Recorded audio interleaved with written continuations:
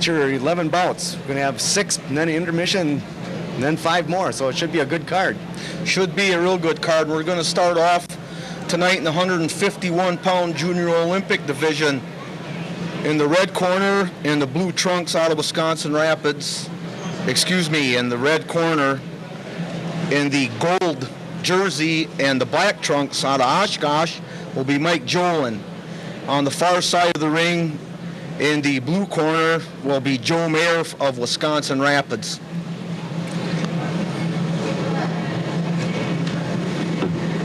Joe is a junior Olympic boxer. He's 16 years old.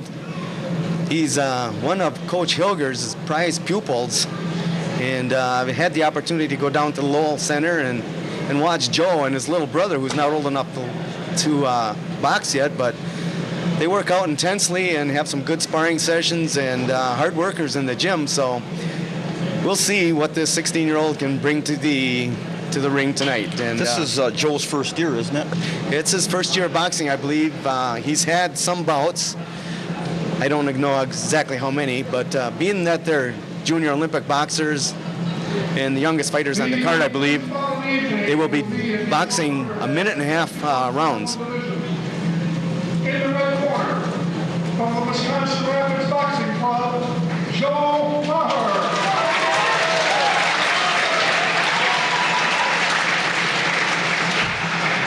And in the blue corner, from the Oshkosh Boxing Club, Mike Jolin.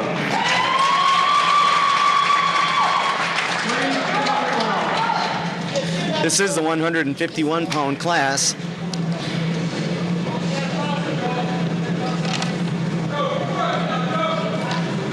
And I don't know, are we allowed to say let's get ready to rumble, Al? I think so. Okay, well, we just did it. Mayer comes out to our right.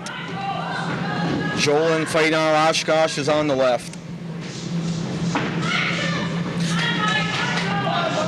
Joe's backing Mike up a little bit with good jabs, measuring his opponent. Mike with a little better reach, though. Joe a little more active inside as we speak.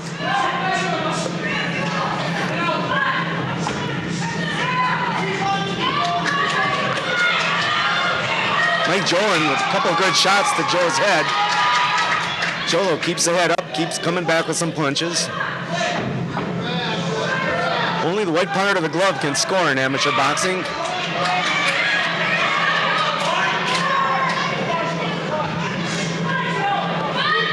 Jolin looks like he has a little bit of a weight advantage on Joe Maher. He's using it to his advantage so far, throwing some stronger punches. However, in amateur boxing, as Joe Maher just connects with a nice combination, 1-2, it's not how hard you hit, it's how often you hit.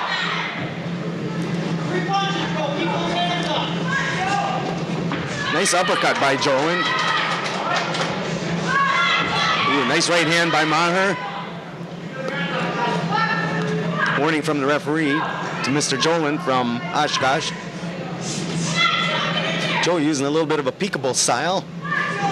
It's a good defensive posture. Ooh, Jolin though with a nice combination. Referee's going to check and see if Joe Maher is hurt. That's one of the safety aspects of amateur boxing, is Joe Maher gets a 8 count. In order for the bout to go on, he must prove to the referee that he's ready. If he doesn't have his hands up, the bout is automatically stopped. Jolin coming after Joe Maher, taking advantage of his superior size. A lot of action in the middle of the ring. Another standing 8 count by the referee.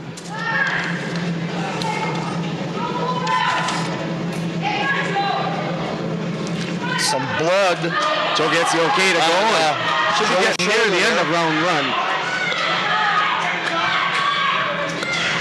Jolin backing Joe up into the ropes. Joe's got to fight back to keep going in round 1, otherwise the referee will stop the fight. The referee's looking at Joe Maher pretty closely.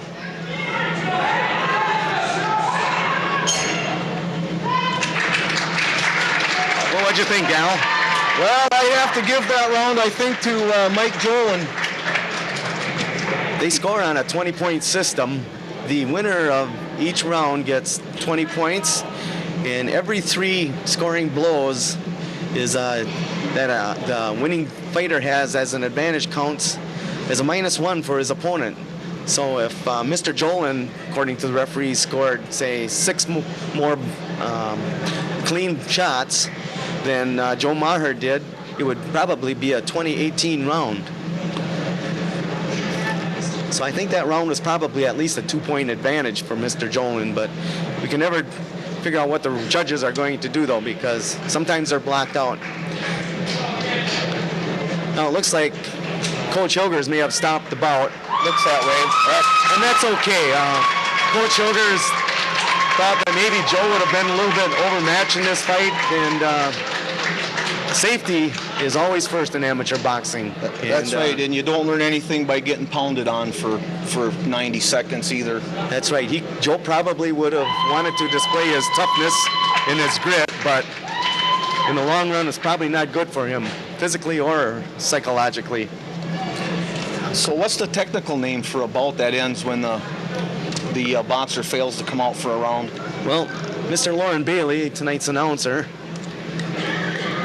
will probably call it referee, or actually the corner stopped the fight, but it might be some are called RSC, referee stops contest. There's actually a TKO, but we'll wait and see what the actual term is. No, the doctor at ringside, he can stop the fight anytime he wants to, can he, if he thinks the boxer's being hurt too bad? Yes, he can, but in amateur boxing, it very rarely gets to that point because they look out for the safety of the fighter first. You see that a lot in the pros. There's your winner of the first bout tonight, Mike Jolin, fighting out of Oshkosh in the blue corner. You know, when you talk about safety in amateur boxing, you have to mention the fact that even though the object is to hit the other opponent, the safety of amateur boxing has been well documented. The 1998 National Safety Council ranked boxing the best in sports injuries.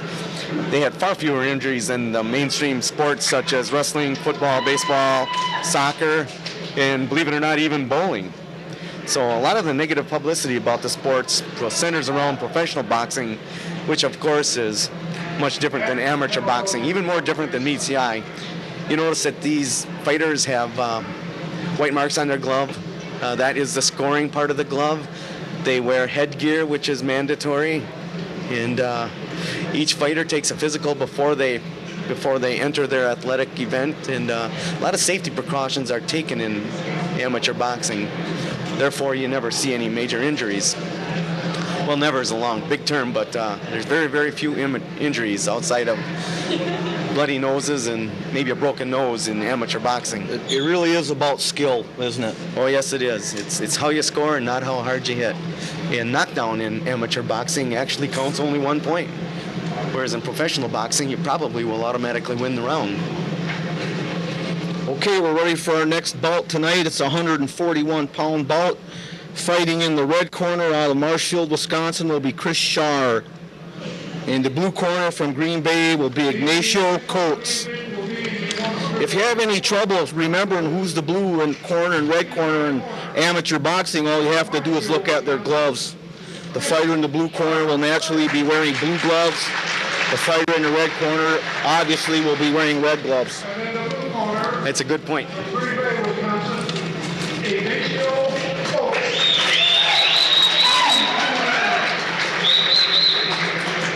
These fighters, as I said, it's a 141-pound match. That's somewhere around the light welterweight or welterweight division. Probably a light welterweight. These will be 2-minute rounds now.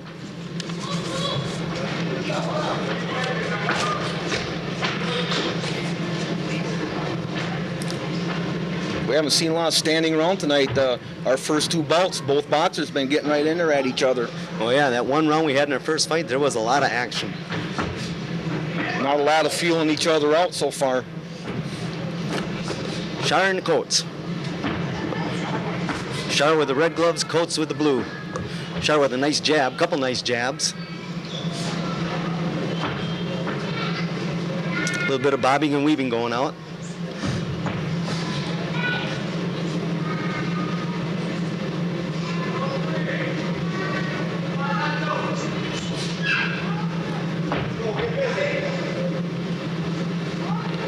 Chris Shar fighting out of Marshfield, that'd be the Gus gym, wouldn't it? Yes, it would. Classic Gus, legendary boxing coach in all of Wisconsin. Classy, of course, has been retired for a few years. I think anybody who knows anything about amateur boxing in central Wisconsin knows who he is. Oh, yes, he is. He spent a lot of time coaching our Wisconsin Rapids coach, Ken Hilgers.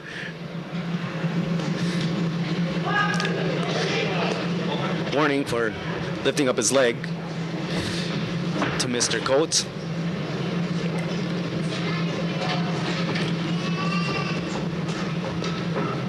Both fighters flicking out some jabs. Here's a Mr. Shar scored with a left jab.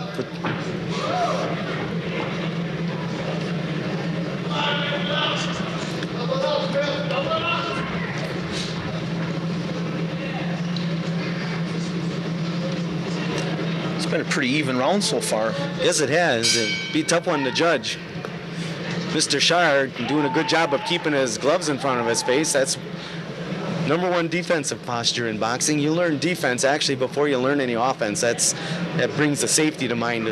One thing a coach will do when he gets a boxer in the ring is you'll have him shadow box and you'll have him drill before he even spars with anybody. How long does a fighter usually have to practice or be involved in amateur boxing before a coach like Ken Hilgers will let him in the ring to actually fight someone? Well, quite frankly, it depends on the boxer's skill level and his age. If a skilled athlete comes into the gym and he's skilled at boxing, he adapts to the skills and the techniques quite rapidly, he could be in the ring in a matter of months, probably. A lot of these boxers will spend, over a year getting ready for their very first fight. But if you get a skilled athlete, you can probably throw him in the ring pretty quick. As soon as you determine his skill level and he learns the basic techniques, no one can come off the street really and say, I know how to box. You have to have a good coach that'll hone your abilities. Round two begins. One thing Rapids has benefited from over the years is good coaches. Oh, definitely. Wayne Brown and Ken Hilgers, and now Kelly Anderson and John Oligny just done wonders for the youth in Wisconsin Rapids with the boxing program, and also thanks to the Lowell Center for providing a place to train.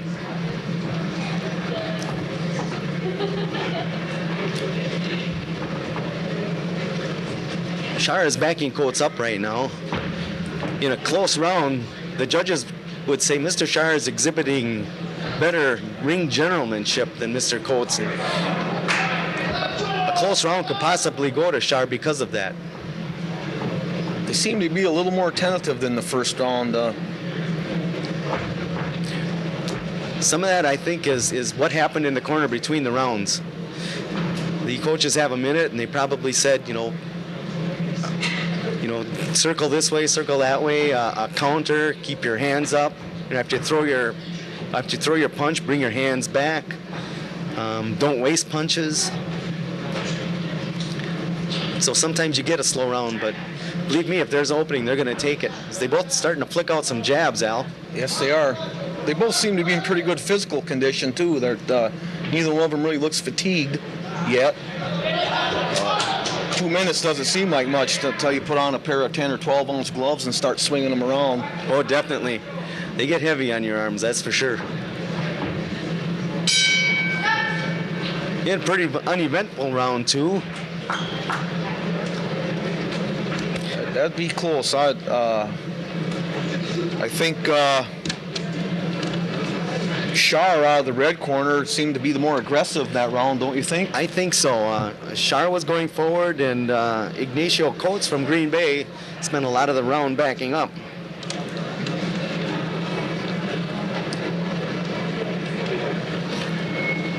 I'd like to talk a little bit about the timekeeper.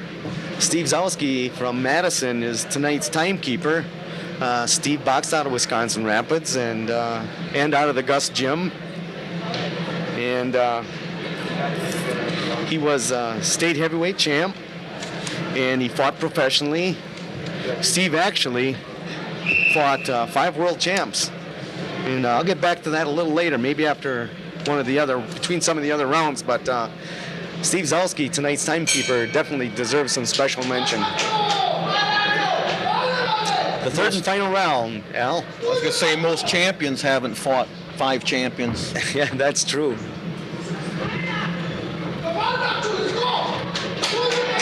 I think both fighters figure they have to win this round to win the bout. I'm sure that's what their corner told them. Their corner probably told them they want them to come out and be a little more aggressive. This fight's definitely up for grabs. I think one of the things Coates' corner probably told him is not to back up and display a little more ring gentlemanship. I didn't say that right. It's generalship. Sounds good to me. He's still backing up, though. He is. He started coming forward earlier in the round. He gets a warning for spinning around. You turn your back to the opponent, your opponent doesn't have a legal place to hit. So therefore, the warning.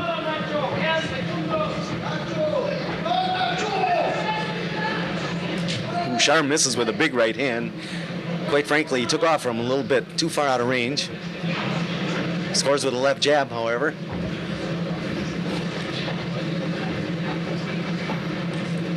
Both boxers fairly even technique-wise. They've got their hands up. They're throwing 1-2s.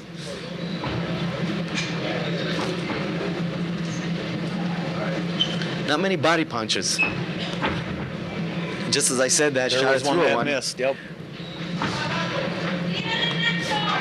Experienced boxers, and these are novices, experienced boxers will throw a lot of body punches.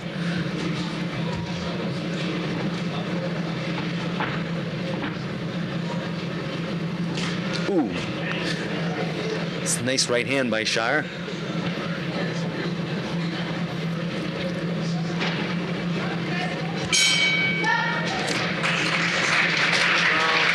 Well, this will be a close one for the judges. Fight.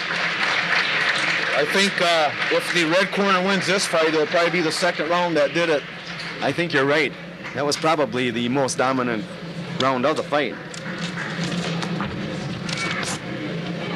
We'll see what the judges determine. 12-8, you may see the referee in a standing 8 count. An 8 count may be given anytime the referee determines the boxer is temporarily defenseless, and then gives the count of 8, even though the boxer has not been knocked down. This standing 8 count is no more than one clean scoring rule, and the judges have controlled and instructed the score accordingly. The scores are in now, and the ref will take them over, hand them in, and we'll await the judgment. We have 5 judges judging each bout tonight. Obviously, it takes 3 judges to vote for you in order for you to win. There'll be some 5-0, 3-2, 4-1 decisions tonight, probably.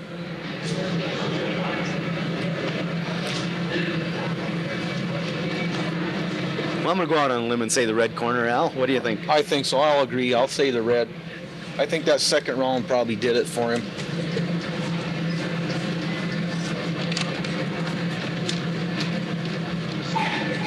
The winner, boxed out of the red corner. There's your winner out of the red corner, Chris Shaw, boxing out of Marshfield. A good fight.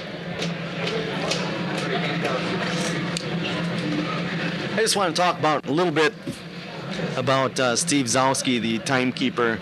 As I mentioned, he fought 5 world champs.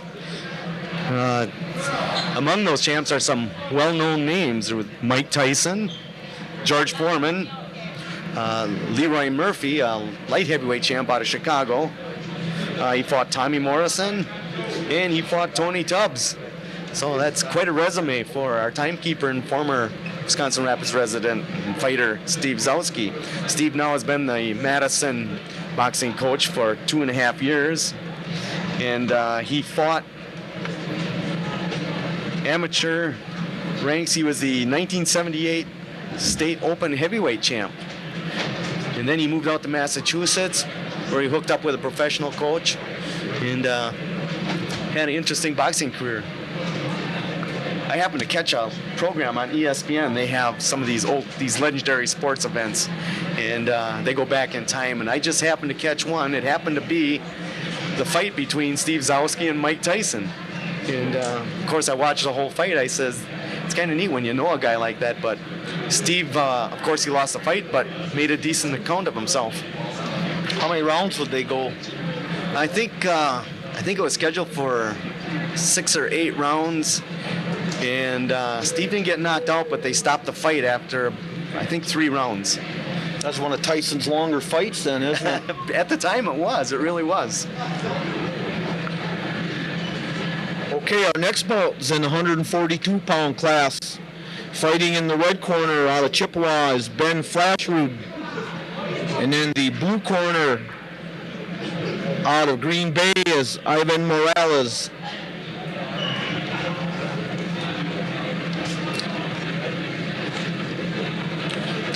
It's pretty much the same weight class as the last bout. The head official for tonight's event is Patty Pleiner out of Janesville, and she's also the referee. Her and Dick Hannum will probably exchange places in the second half of tonight's card. Dick will go into the ring and be the referee, and Patty will probably go judge the fights. This is actually the first bout I've seen with a woman that was a referee. I know last year we had a couple of young girls fighting. We don't have that this year, but I haven't seen a woman ref. And is that common in amateur boxing? It's getting more and more common. You're seeing, women judges. Patty is the head official, and seeing more and more referees. I have seen women judges. I've never seen one in the ring before. My limited exposure to amateur boxing. Green Bay, Wisconsin, Ivan Morales. The other judges tonight are Gary Pleiner from Janesville, Jeff Nass from Appleton, and Dave and Ed Hackney from the north side of Milwaukee.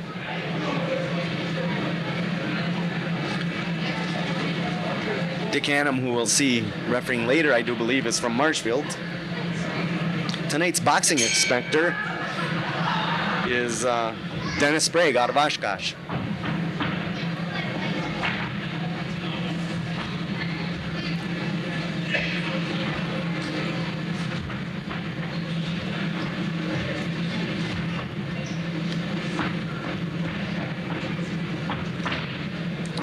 Flashwood fighting out of the red corner in the black trunks and the white top is a little bit of a height advantage. I assume he's probably got a little more reach too going for him. And Ivan Morales so far, he's a little disadvantaged reach-wise. Probably, I think, should be moving his head a little more. You always tell your shorter fighter he has to have some head movement. Ivan Morales probably the quicker of the two, but we'll see how Ben Flashrud can use his reach advantage as the fight goes on. Flashrud's been trying to get some body shots in here a couple times early in the fight. First time we've seen that pretty much tonight. He hasn't connected on any yet. 1-2 by Flashrud. Now Morales goes on the attack. Gets inside as he should. Does his damage, and then gets a little bit out of range, so Flashrud can't counter. I think a good flurry by Ivan Morales. I think that was a warning for taunting. Kind of shook his head a little bit when he come out of the corner, and he was warned by the ref. That's definitely a no-no in amateur boxing.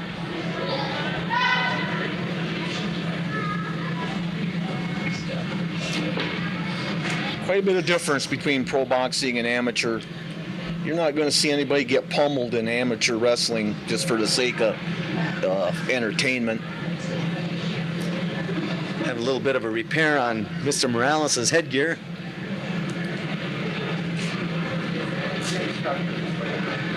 The referee said stop, and the timekeeper stops the stopwatch, and then he'll pick it up as soon as the referee gives the directive to box, which she did.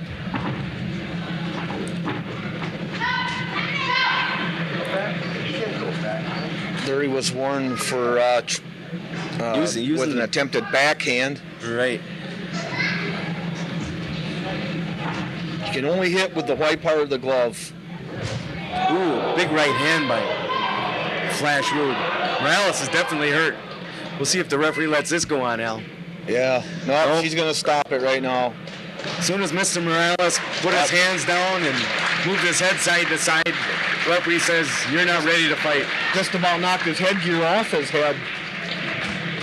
Now Dr. McDonough will come over and have a look at him. I don't think they'll even let him leave the ring until he gets a good look at him, will they? It's pretty much up to Dr. McDonough now what happens, isn't it? Oh, yeah. Yeah, he'll take a good look where he is and make sure he's okay. I'm sure he will be. And you'll notice while all this is going on, they send the other fighter to a neutral corner. They don't send him back to his own corner. Special thanks to Dr. McDonough from the McDonough Sports and Orthopedic Clinic. Doctors have to give each fighter a physical before the fights. There must be a doctor present at ringside. And a lot of times this is done gratis.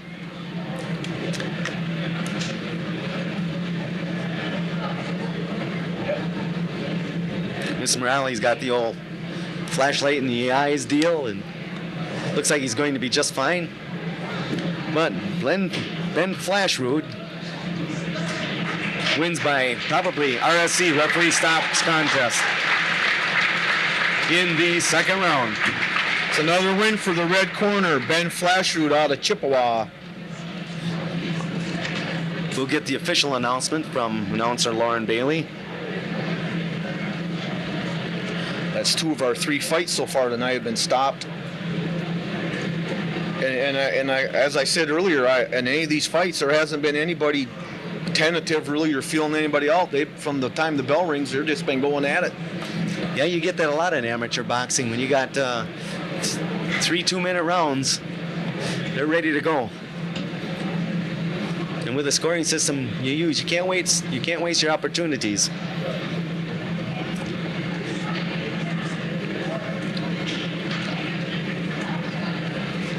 Morales still looks a little woozy over there in the corner. That was an impressive combination, especially the 1-2 by Ben Flashrood. That hurt Mr. Morales. Then he followed up. A lot of times when a fighter injures or hurts another fighter and has the advantage, he doesn't know how to follow up.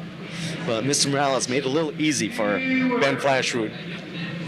Box out of the red corner, the referee stop contest.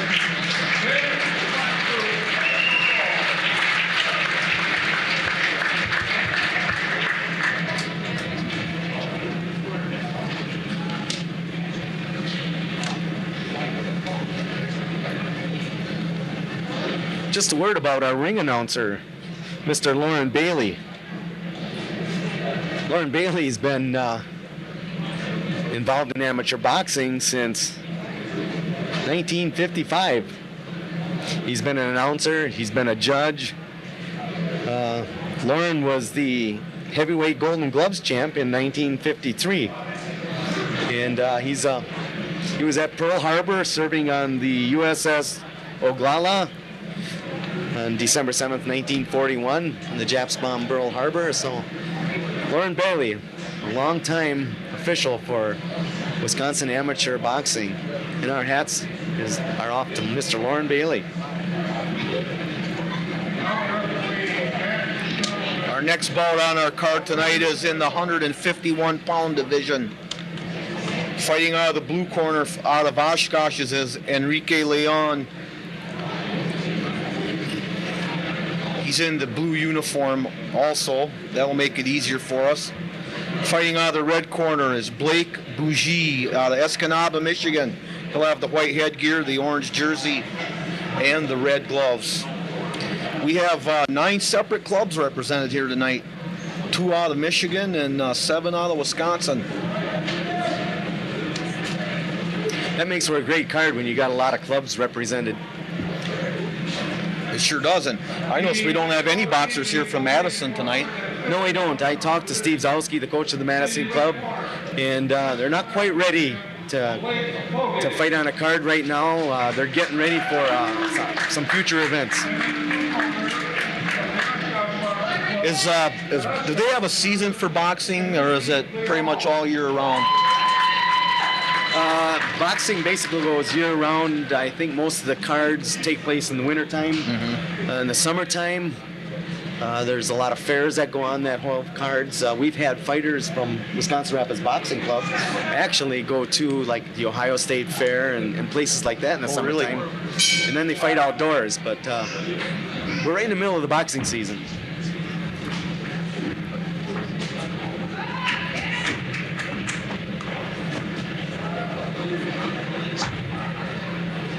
Bougie with the red gloves, Leon in the blue gloves. Leon with a combination, blocked by Bougie. Nice jab by Leon.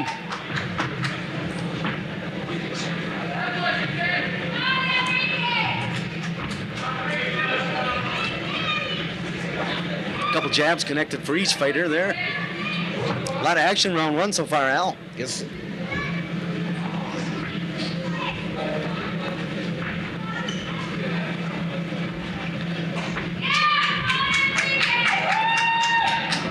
Blake Bougie from Escanaba is the shorter of the boxers. He's been throwing a lot of his punches here in round one from out of range, and they've been short. Next with the jab, though, like 2 jabs. So able to get in with his left jab.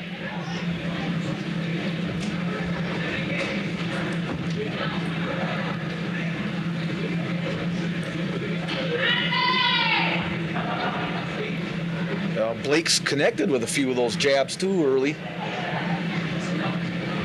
Yes, yeah, he's backing Enrique Leon up. He's the shorter of the 2 fighters, but he's been getting inside. He's setting a nice pace here early in the fight. He can keep this up for 3 rounds. Probably bode him well in the end. Ooh, a nice 1-2 by Leon. Right hit the side of the headgear, but still had an effect. There's left that scores.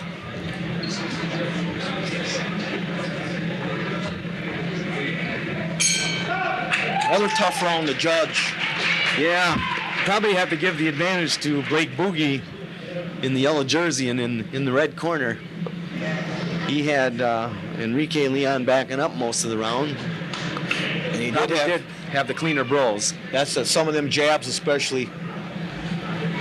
Early on in the fight, he was a little short with his combinations, but about halfway through the first round, he started getting the range.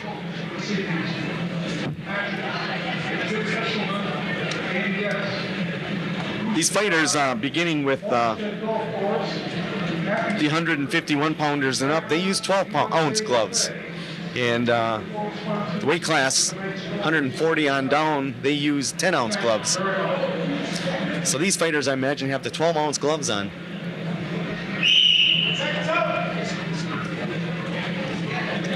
And after 6 minutes, they're about 6-pound gloves. Oh yeah, they get heavier and heavier. Round 2.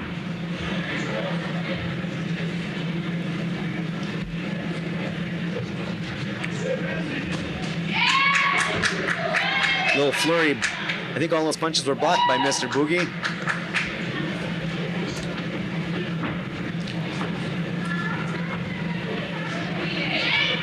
Saw Bougie fake a jab, and Leon reacted to it.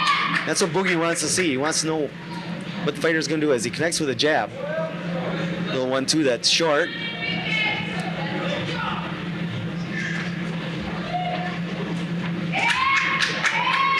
A couple wide hooks by Mr. Bougie. A couple of them are connecting in there. See, we got a new referee in there. I don't know who that is. Yeah, I just noticed that. I don't either. Beginning of the fights, he wasn't supposed to be in there.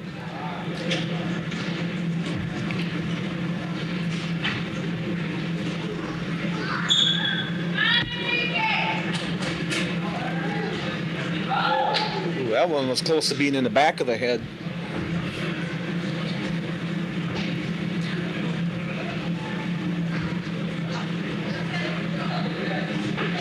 Okay, Boogie's got Leon in the corner. He scores with the left. One thing that Leon's doing when Bougie connects with a jab, he's turning his head.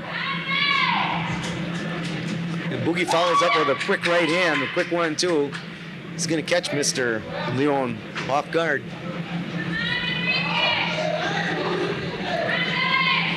Boogie's backing Leon up. Judges like to see that.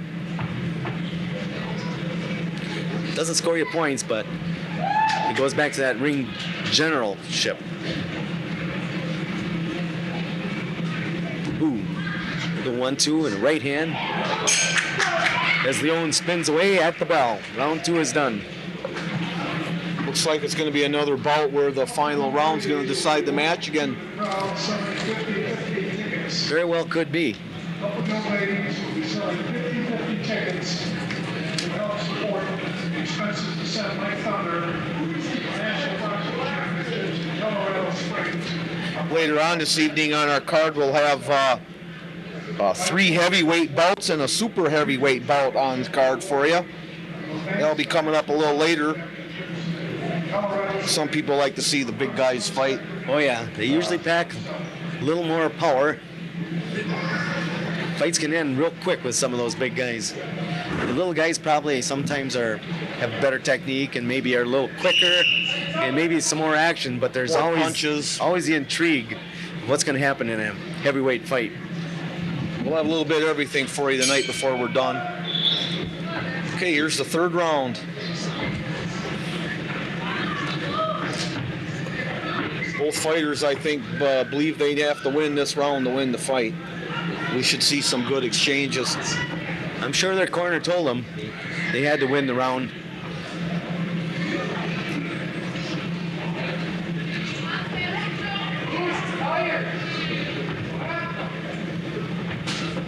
Ooh, big left hook by Leon, missed.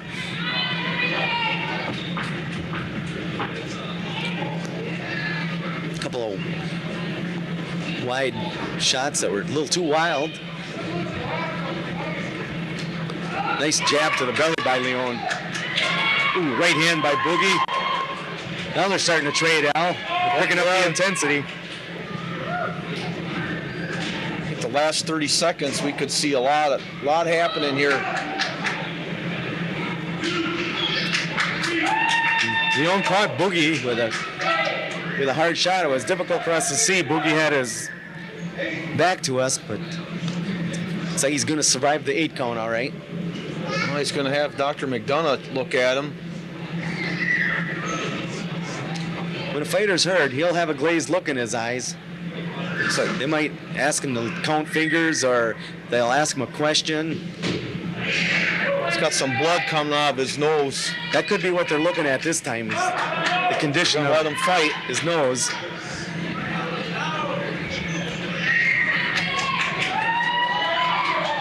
Look at a lot of action now, Al. Boogie's going after him. That standing 8 count didn't do him any good.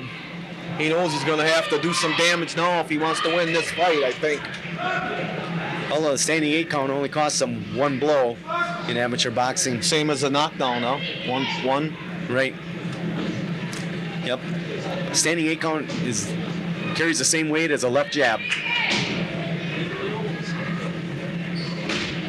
Ooh, nice left by Another Leon. solid. That red on Boogie's face makes a pretty good target, Al. Sure does, especially with that white background of his headgear. Leon's having a pretty strong finish here in the 3rd round. We'll see. Boogie's trying to back him up, though.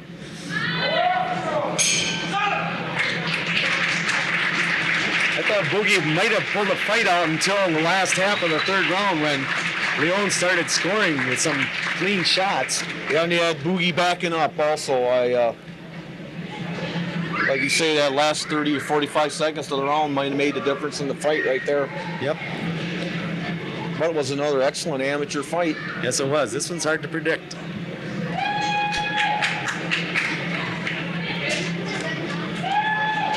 Well, if I had to take a pick, though, I'll pick the blue corner, I think.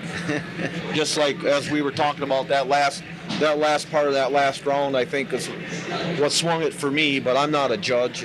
Right, they count punches, but, you know, they remember what they saw last, and they saw Leon dominating the latter parts of the fight.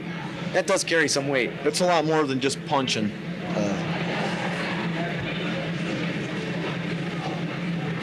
They also look at their generalship, as you call it, their attitude in the ring and stuff like that, don't they? Right.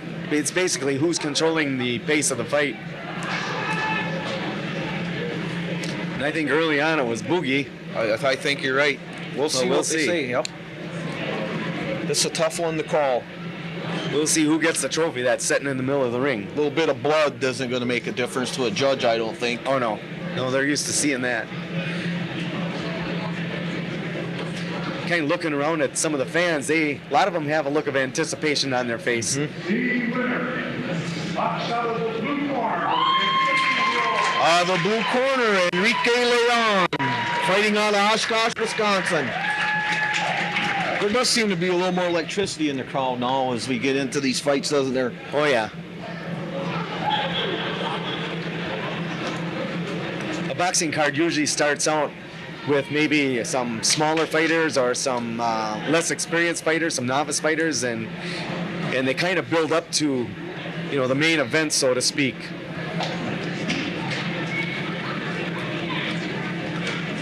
In that case, our main event's coming up later tonight when Mike Thunder takes the ring.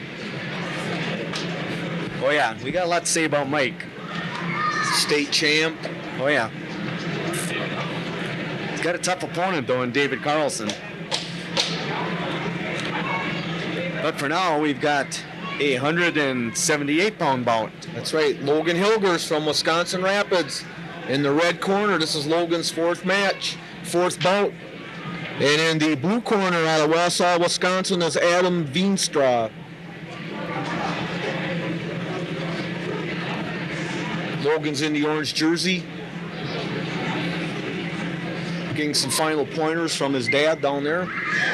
Oh, yeah, we got father-son going at it here. And it'd be nice if Logan could win. He fought his first fight last year on the card here at the Nakusa High School. And tonight is Logan's 22nd birthday. So happy birthday to Logan. This fight at 178 pounds is what's generally considered the light heavyweight division.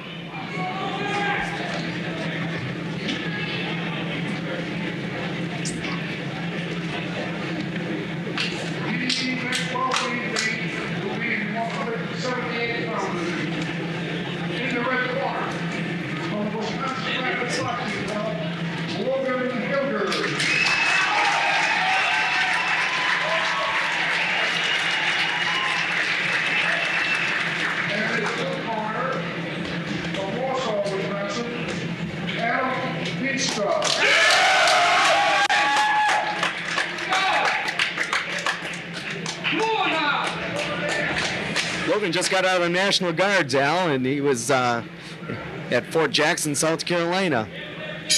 How long has he been home? Oh, he's been home for a few weeks, long enough to train for the fight, but good for Logan. And as I said, it's his 22nd birthday, so we'll see if we can pull one out for him. It'd be nice to see him get his first win here, wouldn't it? Oh, definitely.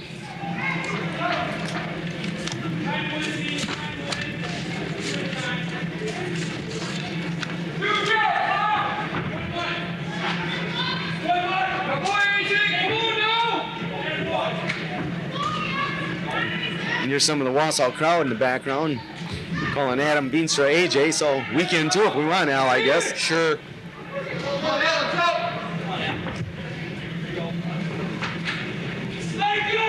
Logan trying to get his range. Both fighters are fairly tall. They both got a pretty good reach on them. Logan got inside. Scored with maybe one body shot in there. Backed Veenstra up. Logan with a right hand over the top of Veenstra's jab. Nice little flurry over there on the other side of the ring, Al.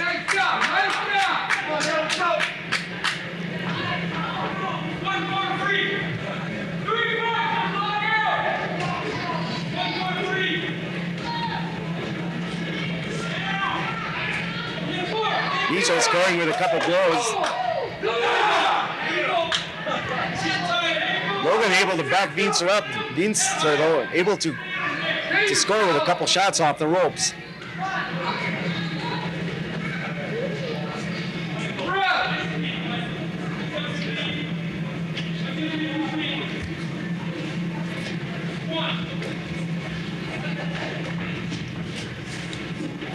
Logan scored with the left. Threw about a 6-punch combination there. That's the end of round 1. Each fighter, before they fight, they get their hands wrapped by their coach. Then the head official for tonight, Patty Pliner, has to observe the wraps. She okays them. She puts her initials on the wraps. Then the fighters go over to the gloving table. If they're in the red corner, they get the red gloves. If they're in the blue corner, of course, they get the blue clubs. And the officials over at the gloving table make sure they get the right gloves. And then after the fight, they take their gloves back to the gloving table. So everyone uses the same gloves tonight. Amateur boxing is a very heavily regulated sport when you get down to it. Pretty much every precaution's taken for the safety of the boxer. All right. They make sure that not one boxer has any type of advantage over another. It's all settled in the ring. I looked at a list of conditions that would render a boxer unfit to box. It's quite a long list. Covers a lot of things that you wouldn't expect. But they won't let you in the ring if there's any doubt.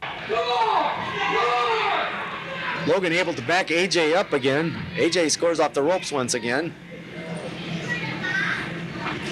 Logan trying to flick that jab out there. Veenstra with some good upper body movement though.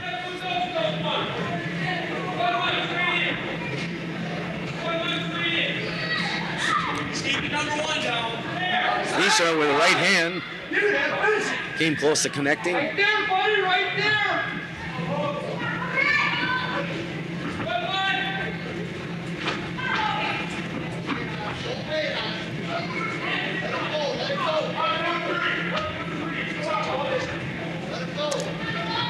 Both fighters miss with right hands. Veenstra getting his distance with a left jab. Look it up, dog. Hey, come on, buddy.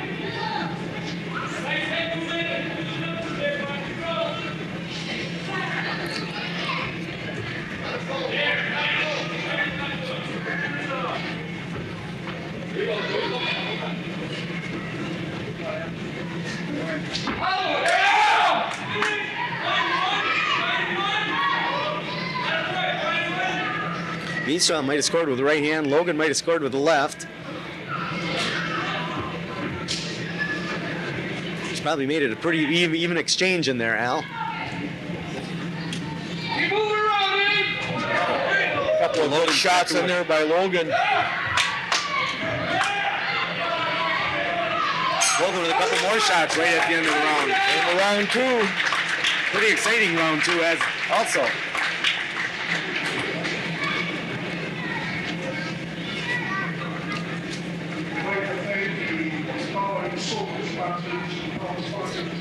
You know, when you think of boxing, a lot of people think of professional boxing, but a lot of the well-known professional fighters, and well, actually all of them started out as amateurs.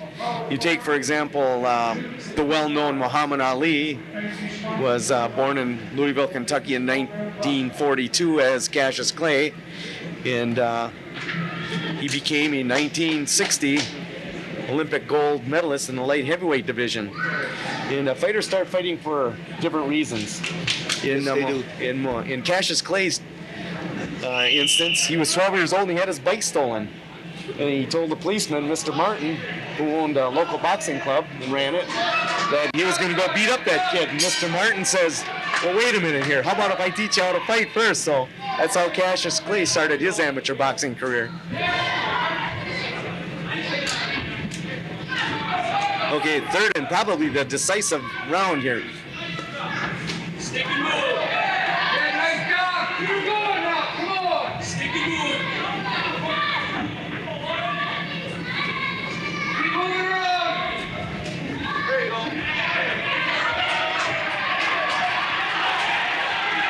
Nice exchange in the ring between the two boxers there. Logan's been backing AJ up. A lot of punches thrown in these 3 rounds.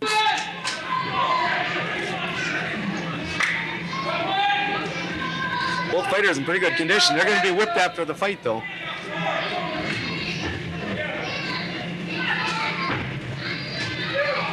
Veenstra misses with a right. Logan scored with one of those right hands. Logan snaps AJ's head back with a jab, scores with another straight left. Come on, Logan, let's pile up some points, buddy.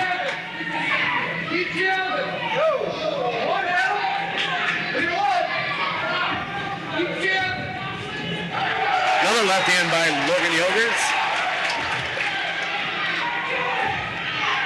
Bloodied the face of Veenstra. Veenstra getting wild, that's a sign of fatigue. A lot of flailing by Veenstra in this round. Yogurts is the more posed boxer right now. More poised. Caution on Logan for pushing. There you go, jab, jab. There you go.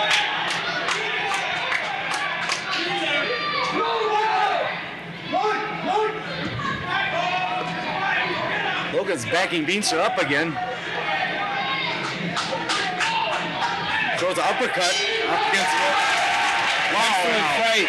Excellent fight. I hope Logan pulled that out. He had a very, very strong third round. That had to be at least a 2-point round for Logan Hilgers. He really came on strong towards the end of the fight. Yes, he did. And quite frankly, Logan was in a lot better shape for this fight than he was last year. And I hope his conditioning pays off. It's going to be another close one, though, Al. It is. I'd be interested to know if it's a 3-2 or how they judge this fight. Early on, Veenstra had the edge, but towards the end of the fight, Hilgers come on real well. Kept his poise in the ring. Yes, he did. You see that Veenstra, especially towards the end. Veenstra, I think, wasn't in quite as good as condition as Logan. He got real wild and real wide with his punches late in the fight. And I think that's why Logan was able to take advantage of it.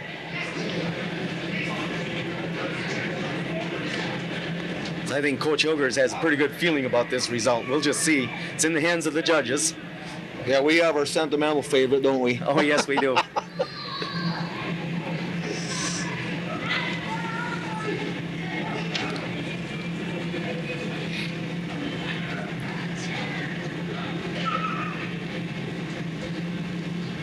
This was a very close fight. Boxed out of the blue corner. Judges award the decision to Adam A.J. Veenstra out of Wausau in the blue corner. Boy, that had to be close. I thought Logan pulled that out in the third round.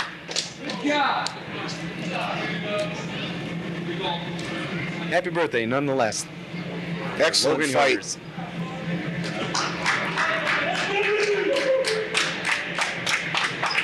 Next up, another fighter out of the Wisconsin Rapids Boxing Club. Be Dan Weslewski at 165 pounds. He'll be in the red corner, and he'll be up against a boxer named Jamie Odgers out of Manistee, Michigan in the blue corner. He'll have the red trunks, and Dan Weslewski, he'll have the gold trunks. Got some pretty sharp-looking red shoes on, too. Oh, yeah.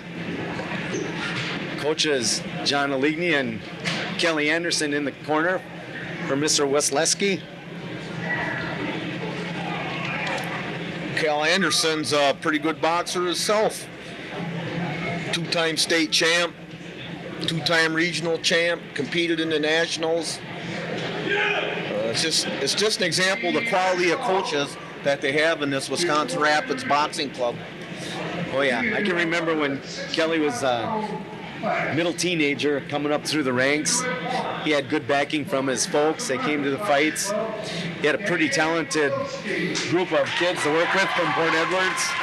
Guys like Dale Horn and Brad Siegler. And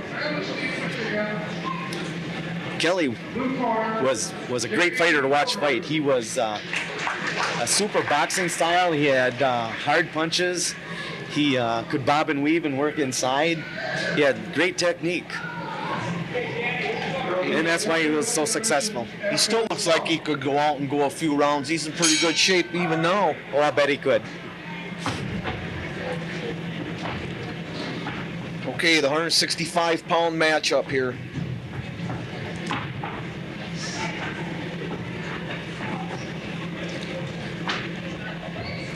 Corresponds to middleweight if you're like to compare them that way.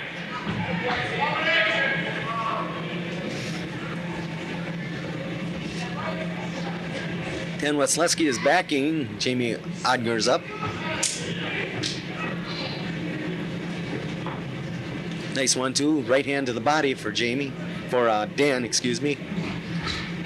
Right hand over the top for Dan.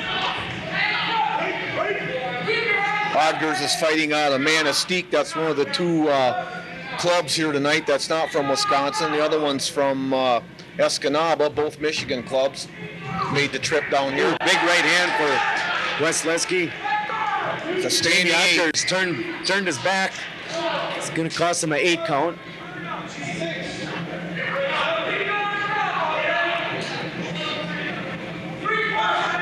Okay, let's go, says the referee. Weslewski comes right after him. Being very aggressive here in round number 1. Leads with that left. Weslewski gets warned for pushing. Jab to the body by Weslewski. That's always good to see if you're a coach. We haven't seen, like you mentioned earlier, we haven't seen a lot of body shots tonight, have we? A lot of times there's an opening between the elbows. And it's a scoring blow. And a good solid body shot will take a lot out of you. Oh yeah, it takes your breath right away. Weslewski is still backing Ogden up. Or Odgers.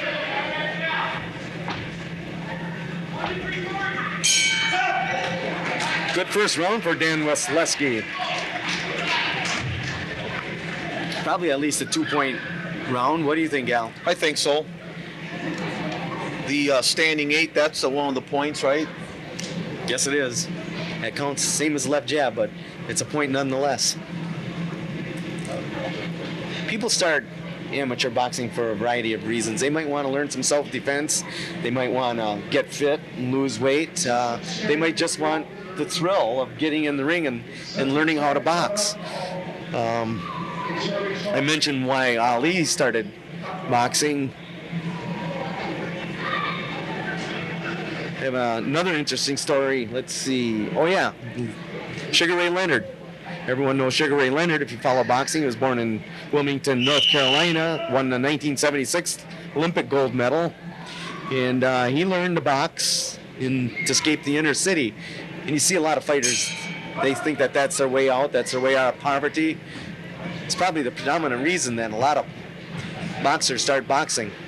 They're tough kids, are from the inner city, and they want to escape. And in some cases, they get rich. Sometimes they do. Very rich. But you have to come up through the amateur ranks first. And another thing most of these men have in common is their amateur career culminated in the Olympics, it Right. seems like, doesn't it? Oh, yeah. It's probably the ultimate goal for an amateur boxer. Weslewski having his way here in round number 2, just as he did in the first. We'll see. This fight might not go the distance, Al. No, Odgers, he's been going backwards pretty much since the first just took a hard right hand. Yep, that'll be another. That's the second standing 8. It's not going to go on. Odgers doesn't have his hands up. He's shaking his head. He looks defenseless. That'll be it. He's not composed. That's an automatic stoppage, says the referee. He's got some butterflies up in there. He's trying to get rid of, shake out.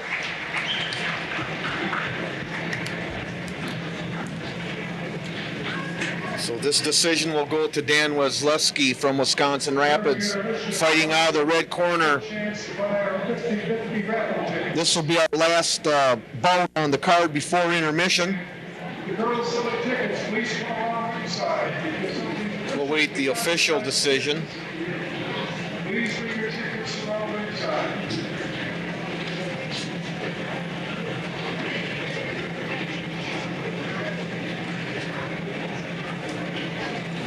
talking about Cal Anderson, one of the coaches for Wisconsin Rapids, and what a hard hitter he was. I see in his bio that for 4 years he was the state's hardest puncher, he was voted. Yeah, it's no surprise. And Cal's probably, I don't know, he probably fought 130 or 20 pounds, didn't Yeah, he? he was right in there, but when He's not a heavyweight for sure. Kelly's punches had a noise to him, they went thump, thump, thump, and you could hear them all around the gym. Like I said, he had good technique. He had nice tight hooks. He wasn't wild. For somebody in the lower weight classes to get an award like that, that's quite an accomplishment, I would think. Oh yeah, he was pretty well known as a hard hitter. Well, we're just about ready for the official decision.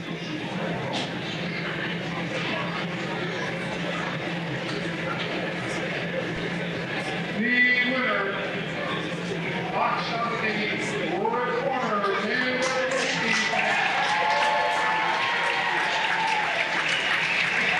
There's the official decision, Dan Weslewski. Well, we've had 6 exciting bouts in the first half of our card, Al. In fight number 1, Mike Jolin from Oshkosh beat Joe Maher from Wisconsin Rapids. The corner stopped the fight after the first round. Then in the second fight, Ignacio Coates from Green Bay beat Chris Scharf from Marshfield in a decision. And third bout, Ben Flaskrud from Chippewa beat Ivan Morales from Green Bay. The referee stopped the contest. In the fourth round, Enrique Leon with a strong third round beat Blake Bougie from Escanaba. Then Logan Hilgers in bout number 5 lost a close decision to Adam Beanstra from Wausau. And then we just saw Dan Weslewski from Rapids beat Jamie Odgers from Manistee. Referee stops contest in round 2. So we'll take a little break and we'll be back for the second half of the action. Yep, 6 down and 5 to go.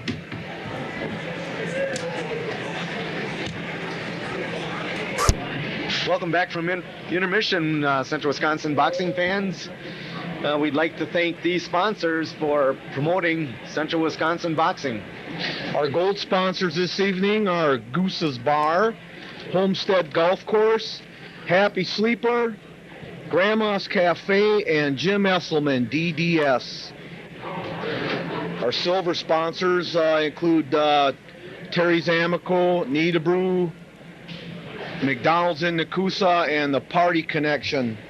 That's just to name a few. We'll get back to the rest of them here after our first match from intermission. And our first match coming up now is a super heavyweight, 201-pound plus match. Features Ben Rogers in the red corner out of Escanaba, Michigan. He's in the gold top with the white headgear. And in the blue corner, which is the far corner, Joshua Stutling out of Green Bay. Now referee Hugh Cameron from Marshfield, Wisconsin. The next bout of the day will be the heavyweight division in the red corner from Escanaba, Michigan, Ben Rogers.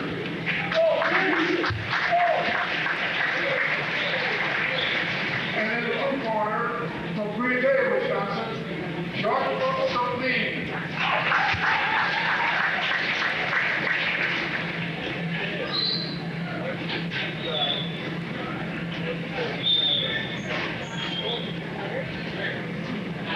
As I mentioned, this is a 201-plus pound match.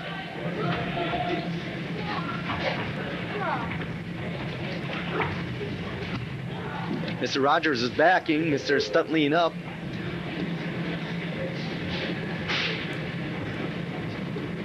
These fighters are wearing 12-ounce gloves.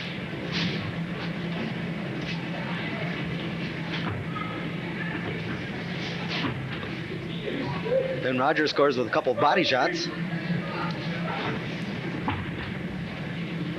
Some wild hooks by Mr. Stutling.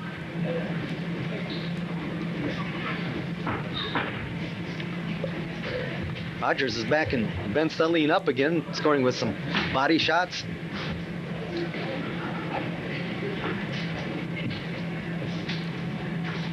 Dick Hannum, the referee in the ring. Dick Hannum from Marshfield.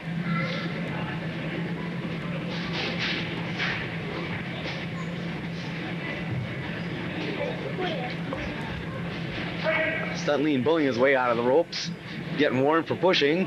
That's a violation in amateur boxing.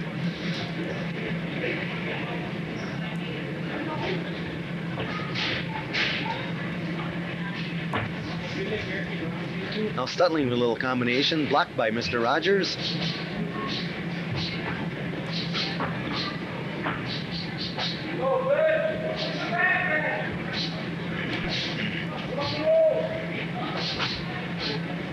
Rogers backing up Stutline again, no one scoring. A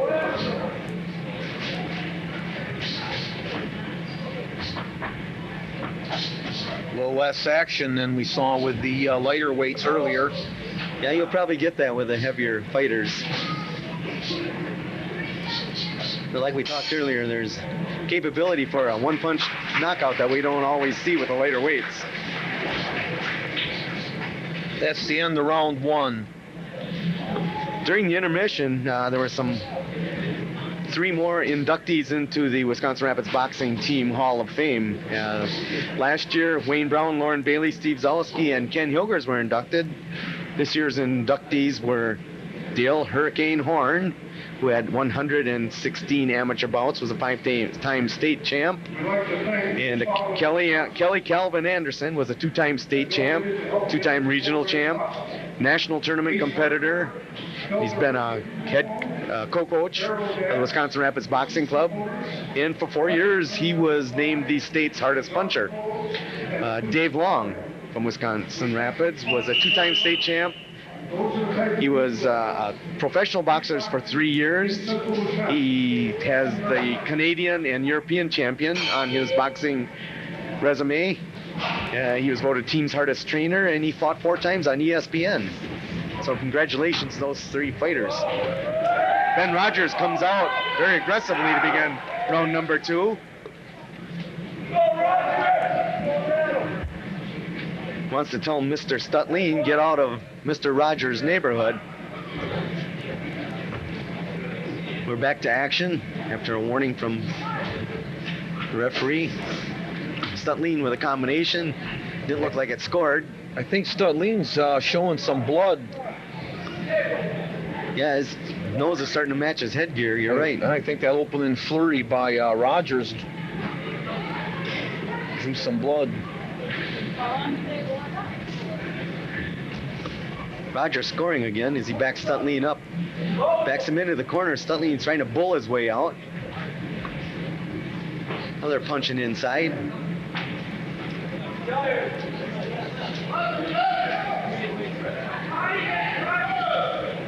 Stutline with a wild overhand right that didn't connect. Do they have warnings for boxers in amateur boxing if they're not aggressive enough, like they have for stalling and wrestling? You can get warned for passivity. Passivity. Right.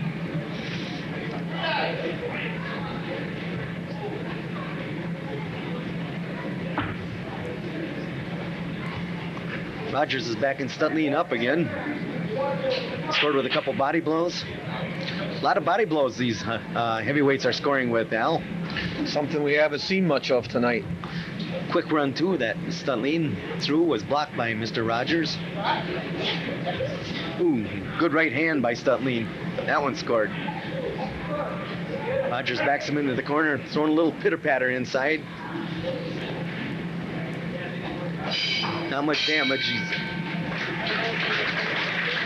That's the end of round 2. A couple good rounds for Ben Rogers out of Escanaba, Michigan in the super heavyweight match. He came all in that second round, looked like a man on a mission. Yes, he did. It's a pretty good matchup, though, I think. The fighters are close in ability. Amazingly, they're very similar in size. So you don't always see that with super heavyweights. But it's making for a pretty good bout. They're not just standing and dancing. They're throwing a lot of punches, which is good to see. And they've gone 2 rounds, and they look to be in pretty good condition for guys that size. And like you say, they're about the same ability. Right. You know, I've got to reprimand myself. Earlier when Logan Hilgers was fighting, I said that this was his 22nd birthday. Well, Logan just graduated from high school last year. It's Logan's 19th birthday, and he was 19 on the 22nd. So that's where I made my error, and I apologize to Logan. Happy birthday nonetheless.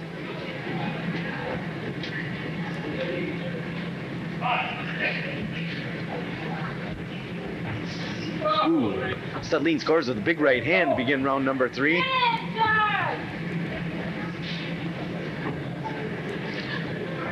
You notice during, I'm sorry. I was going to say, you notice during the match, the referee doesn't say very much. What he does say is usually a one-word command, a box or break or... Right. Stop, box, break. They're about the only 3 commands you got in amateur boxing. Josh Studleen's corner told him he had to come out and fight this round, win the round convincingly, I think, in order to win the bout. He's trying, that's for sure. Ooh, big right hand by Studleen. I think Rogers had to feel that one. Studleen's throwing a few good 1-2s. There's some power behind his punches, that's for sure. Needs some more of them, Mal. I think he needs to get a little more aggressive towards the end of this last round. Ooh, another big right hand by Josh Studleen. A couple of those are pretty clean shots too, Al. Yep. A little bit of a headbutt on the break, unintentional, but... Left by Rogers. Both fighters starting to show some fatigue here, I think. Yeah, neither one of them, especially Studleen, his hands are dropping down. We're seeing some 3-punch combinations in this round. Earlier we saw some 6, 7, and 8-punch combinations. 1-2 by Studleen that missed. As I said, he scored on those earlier.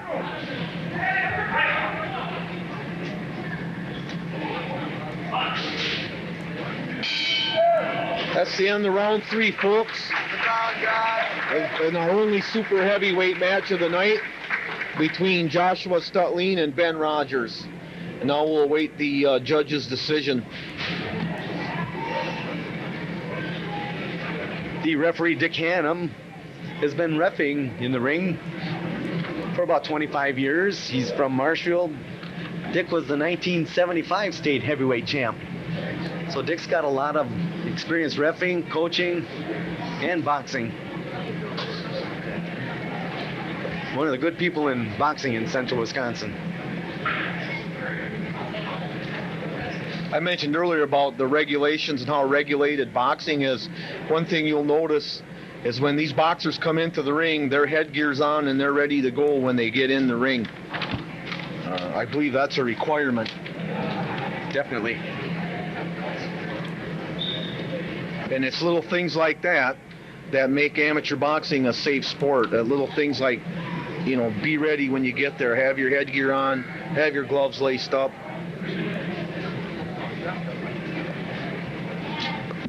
And the officials are very meticulous about checking every little thing.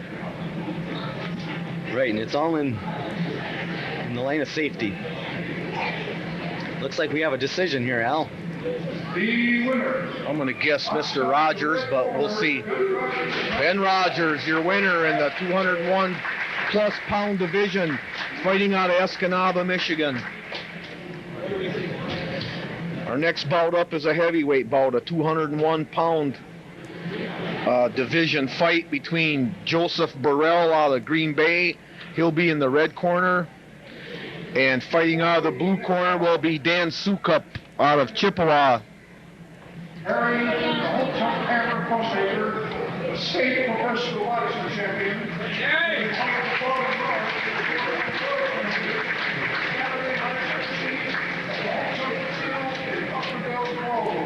Tickets are $20 and $50 for work.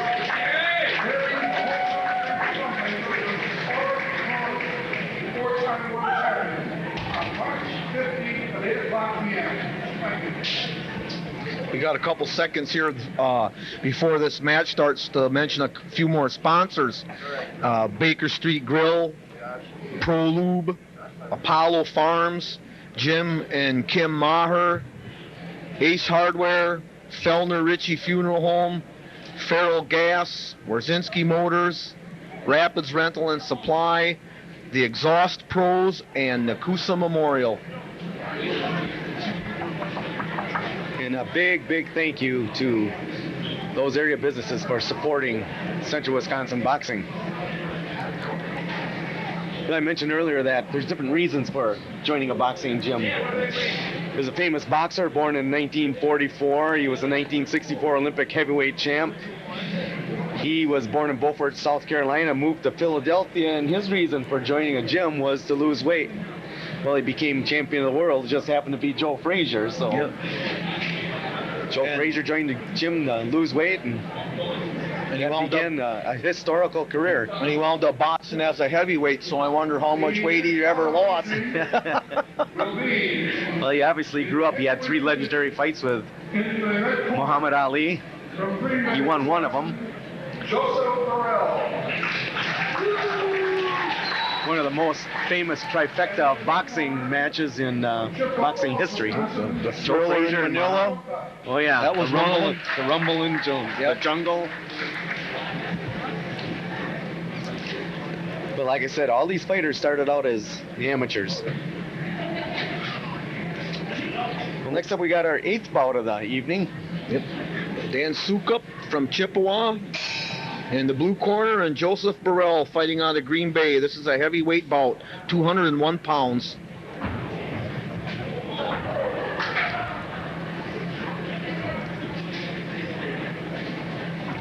Dan Sukup with a definite reach advantage. Joe Burrell, though, starting out as the more aggressive fighter. Burrell doesn't really look like a 200-pounder from here, but... No, I don't think he is, but he's probably in the 201-pound weight class. Burrell working inside now, putting a head on the chest, scoring with some body blows. Some of them blocked, though, by Sukup. Burrell a little too wild with those body shots. Getting a little too wide with his punches. He has a definite disadvantage in reach and height. But if he can work inside, he can parlay that into an advantage. That's right, a guy with a longer reach, he doesn't have the power inside that he does when he can utilize the length of his arms. A couple right hands by Sukup.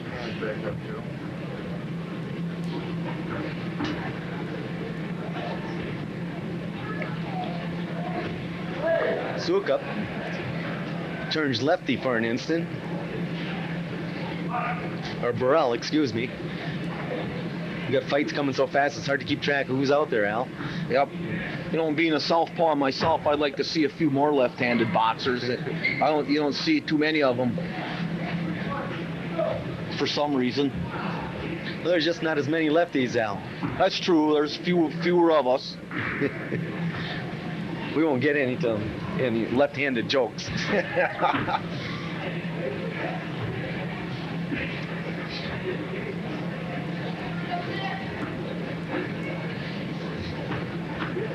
Sukup trying to keep his distance, as a taller fighter should. Burrell's going to have to work inside, I think, a little more, and his corner will probably tell him that. Then when he does get inside, he's got to... He can't get his punches too wide. He's got to shorten up a little bit and get inside those elbows.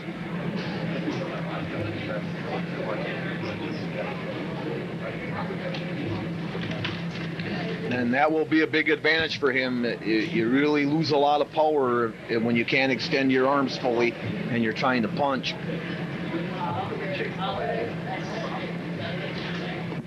A lot of the older people that are watching the broadcast remember Floyd Patterson. Floyd was born in 1935 in Waco, North Carolina, and Floyd Patterson began boxing while in reform school. He won the middleweight gold medal at age 17 in the 1952 Helsinki, Finland Olympics.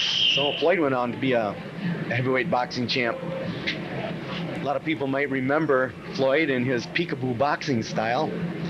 It was a defensive style. He always kept some gloves in front of his face. He was well known for his wild lunging hooks.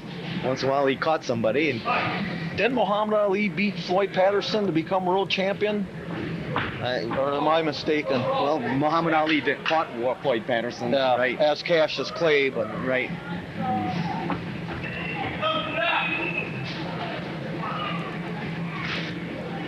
Referee Dick Hammond is warning Burrell for not using the white part of the glove.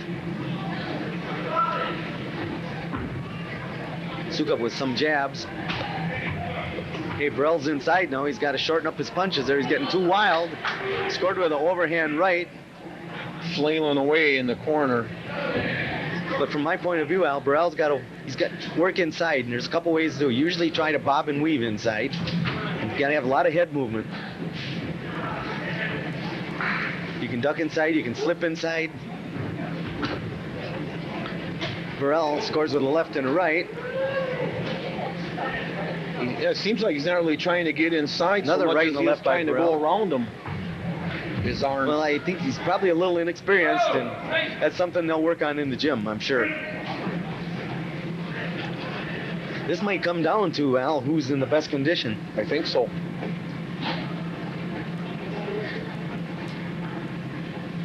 Little adjustment to the headgear. They stop the clock for that? Yes, they do. Referee Dick Hannon said stop, and then he just said box when he wants the timekeeper to start the action, or start the time clock.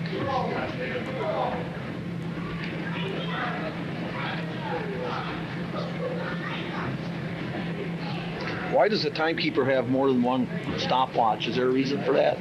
Any particular reason, or I'm not sure. does he just, that's just He the might- way he is, maybe, huh? That might be a spare. That's a good question. I didn't know he had two stopwatches, to tell you the truth. I noticed earlier he had a couple of them. I wasn't sure what that was about. Maybe that's an MP3 player he's rocking out while he's Yeah, could keeping be. time. Ooh, a big right hand by Burrell. Right at the bell. Caught Sukov on his left cheek. A little better round for Mr. Burrell. Dan Sukov from Chippewa looks like he might be getting a little fatigued. If Burrell's in pretty good shape, he might have a good third round. I think this fight could go either way right now, Al. I think so. Very, very contrasting styles. Dan Sukov from Chippewa being tall and lanky. Should be using his jab, should be flicking it out there almost steady. Measuring Burrell. Burrell, the smaller fighter, sometimes he's trying to jab with Sukov. Should be slipping and bobbing and weaving and trying to get inside and then throw them shorter punches. But Tends to get a little wild at times. right. Sometimes that comes with fatigue.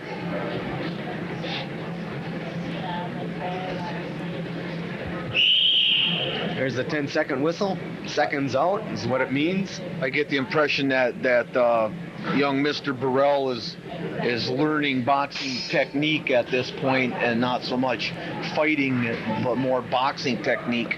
Right. And sometimes it shows he doesn't really have a good technique. And Sukov, is probably not as active with that left hand as he should be either.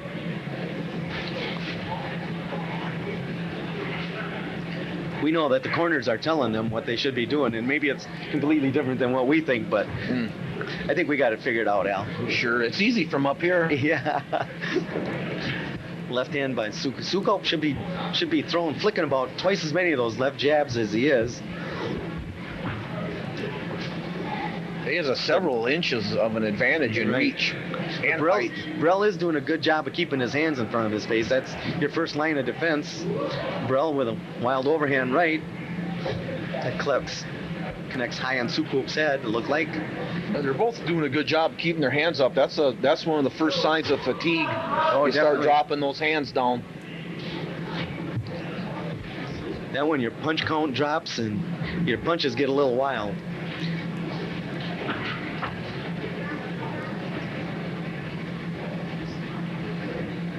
Burrell switches to lefty for an instant. Now he goes back to right-handed stance.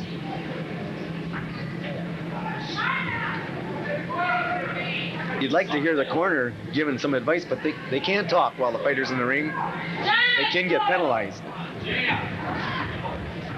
Now Burrell with a little flurry. And that also includes a standing 8 count. When one fighter has a standing 8 count, you'll notice they always send the other fighter to a neutral corner. They won't send him to his corner where he can be coached by his That's right. by his corner people.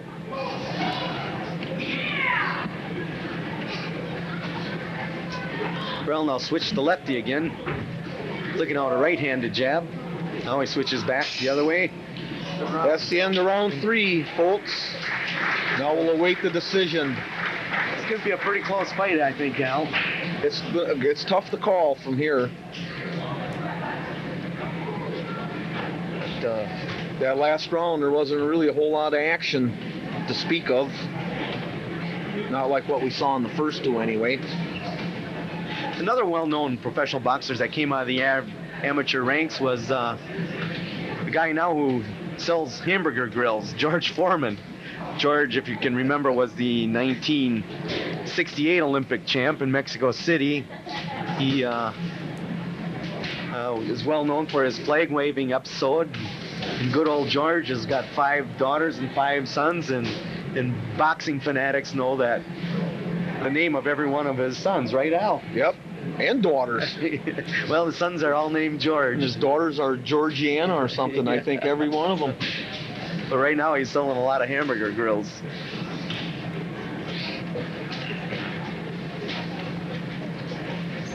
George Foreman, there's a prime example of where you get into like a super heavyweight or a bigger heavyweight division. I mean, that man was huge when he was boxing. Oh, yeah.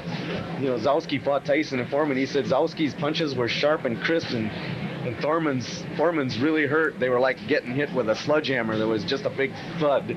But George was a big, strong guy. Still is. Fist like hams. Well, looks like we're going to have a decision here, Al. And I'd hate to guess who it's going to be. Yep, I'm not even going to try. The winner. Come on, Joe. Box out of the red corner, Joseph Burrell out of Green Bay wins the decision. Fighting out of the red corner. And I think that's good because Joseph had more flurries, and he scored off some of those flurries. He was a more active fighter. He threw more combinations, didn't he? Our only winner of the night, Joe. I'm just running around like an idiot.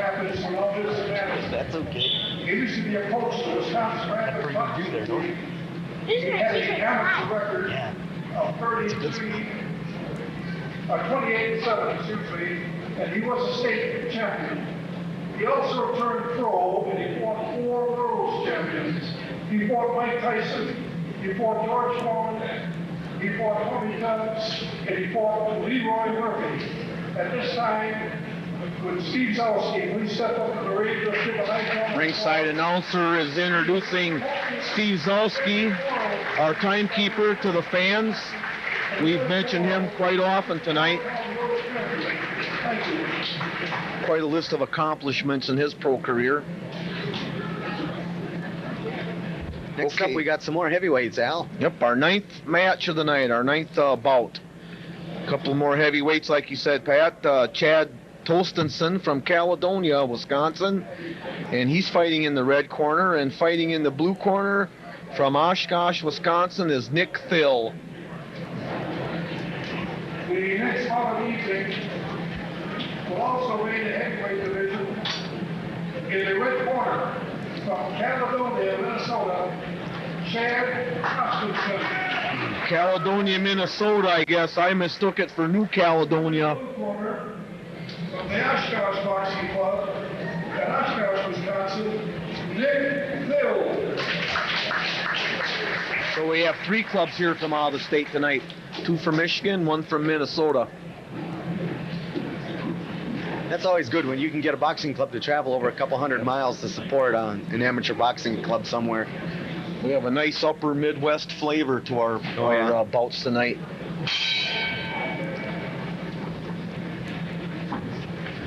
Tostenson in the red, Thill in the blue. And fortunately this time their gloves match their uniforms pretty much, so it's easy to keep them apart.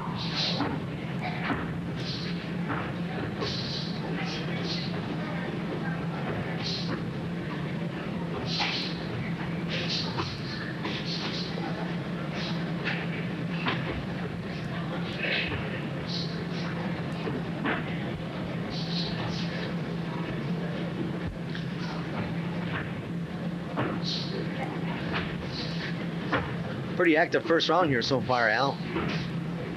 Thorson with uppercut that was blocked. A lot of action for a heavyweight, amateur heavyweight bout. Good looking fighters so far in the first round.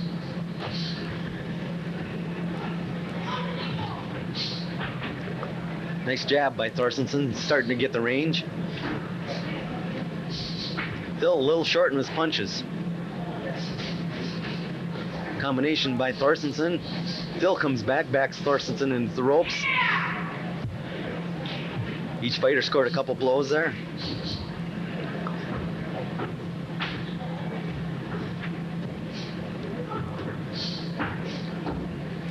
This is our second of 3 heavyweight bouts on our card tonight.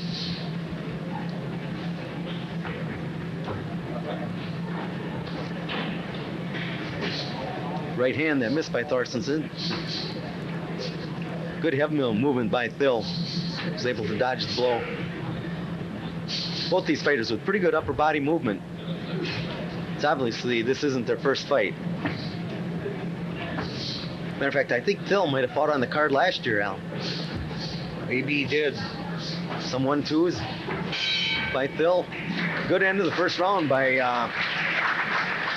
Nick Phil out of Oshkosh. Good, solid 2 minutes of action. Unlike the last fight, we're seeing a lot of straight punches. The shortest distance is a straight line. That's quickest. And both fighters starting to get the range, it looks like. That's another sign of experience, that good solid straight punches, no wasted movements, isn't it? Right. We can hear, I don't know if they can pick it up at home, but Nick Phil he's snorting through his nostrils. And a lot of fighters are taught to do that. There's a couple reasons. One of the reasons being that whenever you exhale, you snort hard, like a horse, or like a deer snorting. He says whenever you snort, you have to inhale fresh oxygen, and so it keeps a good supply of oxygen in your lungs. Another reason is when you snort when you punch, sometimes you want to snort and then you don't punch, and you get the fighter off guard. You get him to react, and then you can do something off of it. So Phil and Thorsten both picking it up here at the beginning of round number 2. Come out swinging like a couple of welterweights. Yes, they are.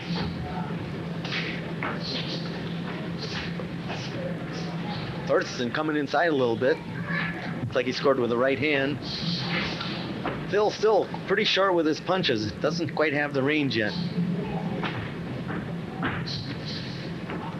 Little jab by Thorstensen.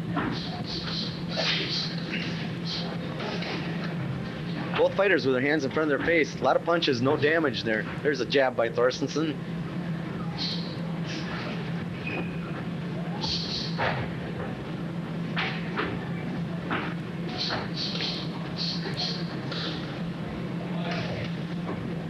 These fighters got pretty good footwork too, Al.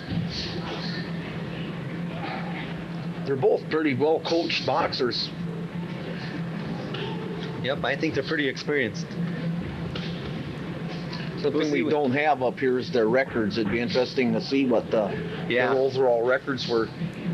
Because, like you say, I'm sure that both of these boxers have some fights underneath their belts. Yeah, unfortunately, the Green Bay Club showed up late, and they had to print the program at the last minute. Nice flurry by Thorsten, backing Phil up into the corner. Phil's going to have to fight out of it, otherwise there'll be a standing 8 count. But the referee calls a break, and we're back to the center of the ring. Now Phil's backing Thorstensen up a little bit. Still a little short with his punches, though, Al. A little bit. He just hasn't found his measure yet. End of the round.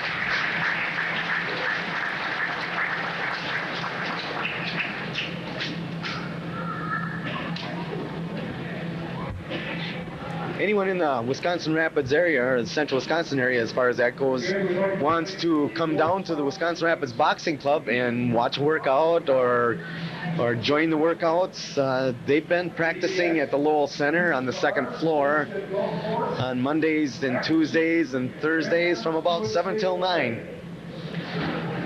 And there's always a coach there. You'll get excellent coaching. Between the 3 coaches that are usually there, you'll probably have about 50 or 60 or 70 years of boxing experience.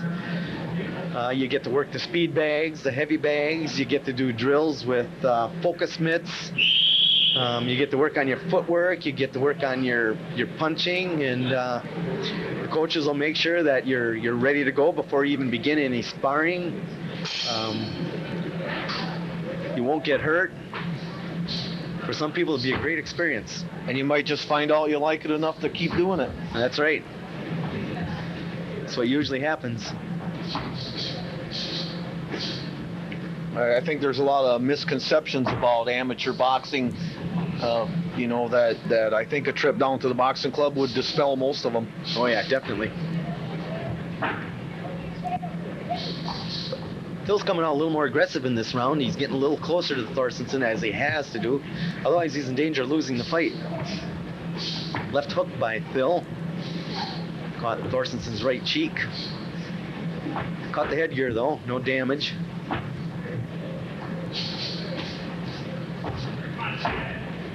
Phil was a little short with the punches. Thorstensen came in and scored a couple times again. Phil's getting hurt by his range. He just doesn't have the range in this fight, Al. Continues to come up just a little short on his punches. The right hand that caught the headgear on Phil. You can probably hear it. Another right by Thorstensen.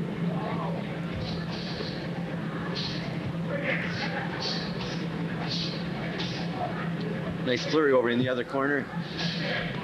Phil's been able to back up Thorstensen quite often in his fight, but Thorstensen's been pretty good fighting backing up. Might have a little bit of a reach advantage.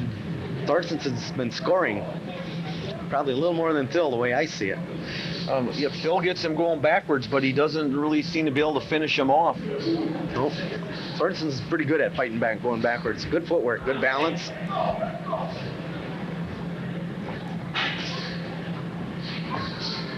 The right hand that came up a little short again caught Thorstensen's shoulder.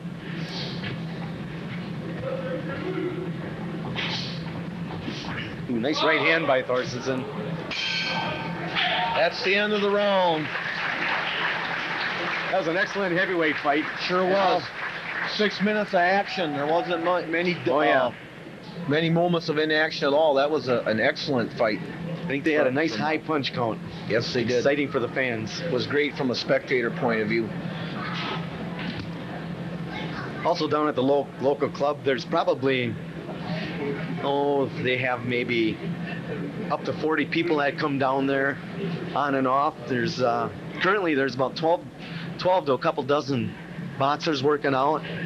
There's 3 girls, and the rest are guys. And they range in age from 12 up to about 40 years old. There's an adult that comes down there and works out just to get in shape. And on any given night, there's probably about 15 fighters there. They do a lot of conditioning. They run the stairs. They do some drills where they stretch a rope diagonally across the ring, and they throw a combination, duck under the rope, throw a combination into the coach's focus mitts, duck back under the rope. So they get to work on a lot of technique, a lot of punching, a lot of slipping, upper body movement, and they're well coached. They're using a lot of techniques now that modern amateur boxing is using, things that they didn't do 20 and 30 years ago. Box out of the red corner. The winner of our match, boxing of the red corner, is Chad Tostensen from Caledonia, Minnesota. We have a second here. There's one group, I guess, that we haven't thanked yet, and that's the Nakusa school system, their superintendent or principal, and anybody who's responsible for letting us have our bouts here tonight. They let us do it last year, and I'd just like to take this time to say thank you to them for letting us have it here. And that brings us up to our 10th match of the night. This bout is another heavyweight bout featuring Dan Kerber from Caledonia, Minnesota, another Caledonia heavyweight. He also will be fighting out of the red corner. Fighting out of the blue corner from Oshkosh, Wisconsin is Wayne Williams.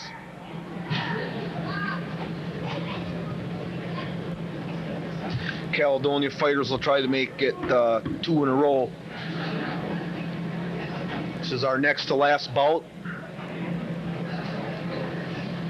The 10th bout on our card. Where you see the referee.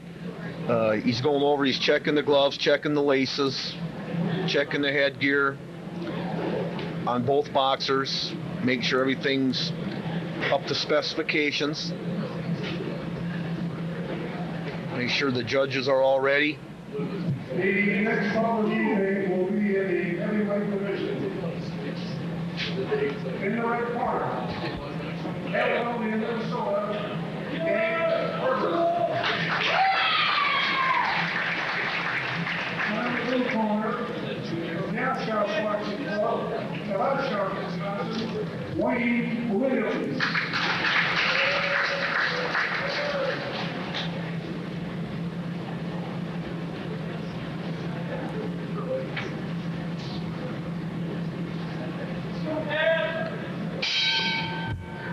Kerberon Williams, round 1.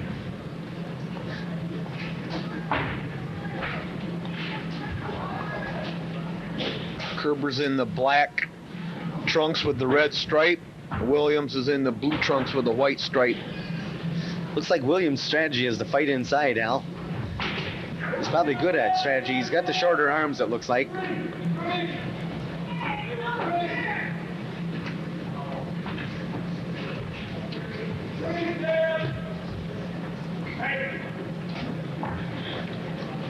Warning, referee Dick Hannum.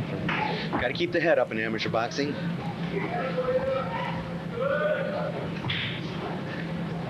Williams is getting inside, but he's having trouble getting in there without getting pummeled. And once he's inside, he's not throwing punches, Al. Oh, Kerber seems to counter everything he's done so far.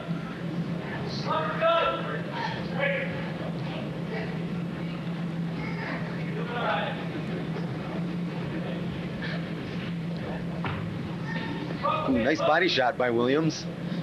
We could hear that up here.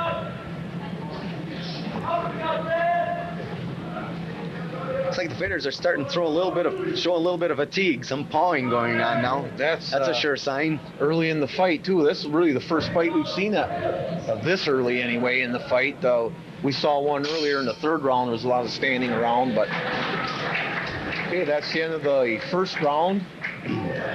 Conditioning is important in amateur boxing, just like it is in just about all sporting events. Boxers do a lot of different things to improve their conditioning. They do a lot of jump roping. They work on the speed bag. That does wonders for your arm endurance and your hand-eye coordination. A good guy on a speed bag is fun to watch. He can work with single and with double hit movements. The heavy bag develops punching power and hand speed. And when you work out with a heavy bag, you have to act like the bag can hit back.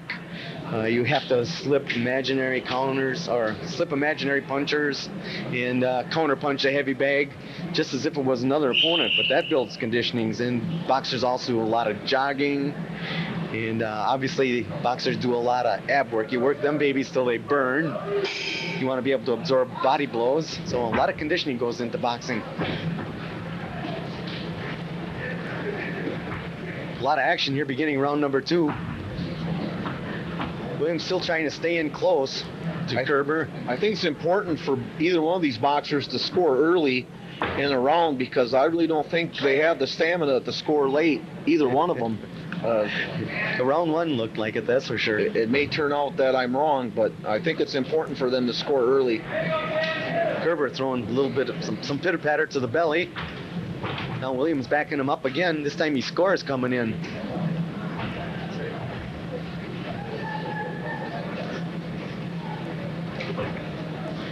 You know, eventually Williams is gonna progress to the point probably where when he makes those bull rushes inside, he's gonna try to learn how to slip inside and make his head less of a target.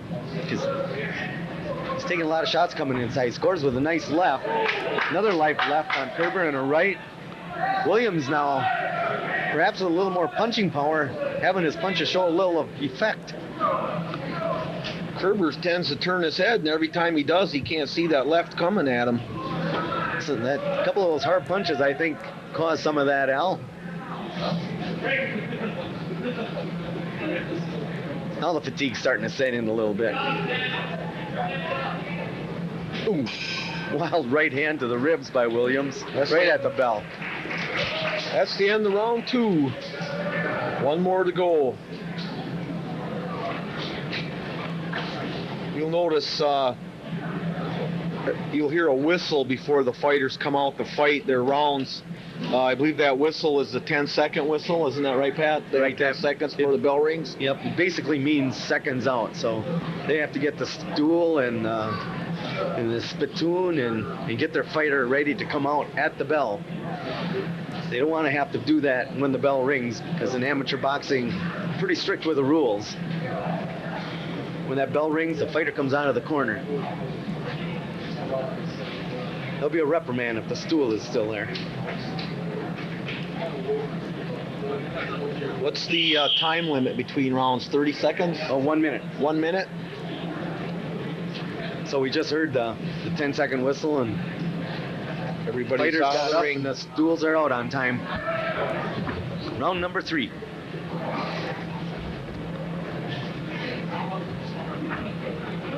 Williams now starting to score with some of those punches inside.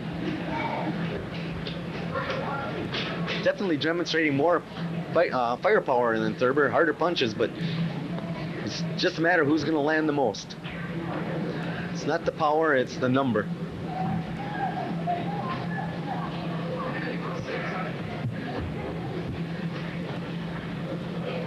Williams backs Kerberon into the corner again. Williams has got a pretty good left hand if he can get in there with it.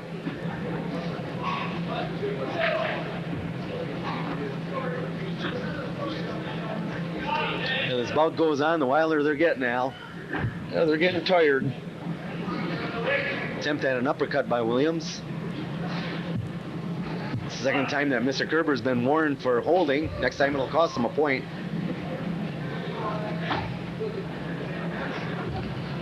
Do they deduct points for 2 warnings for the same thing, or just 2 warnings? I believe you get 2 warnings, and it'll cost you.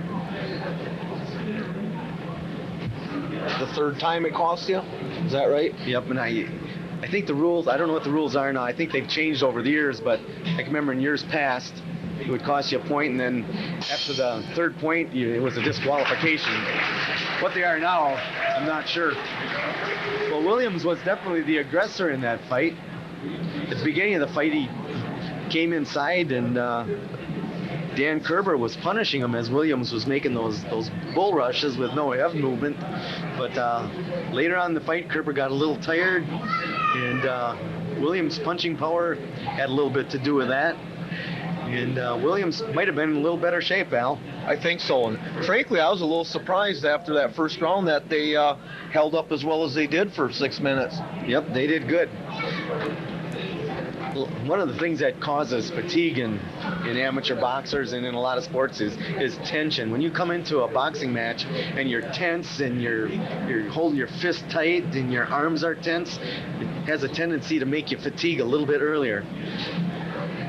So you got to come out and you got to relax a little bit, just like you do in any other sport. That's right. You get a little nervous, you hyperventilate a little bit, you're not getting the oxygen your body needs. Oh yeah, been there, done that. So what do you think's going to happen here, Al? I think the blue corner is going to win this bout. If I had to pick somebody.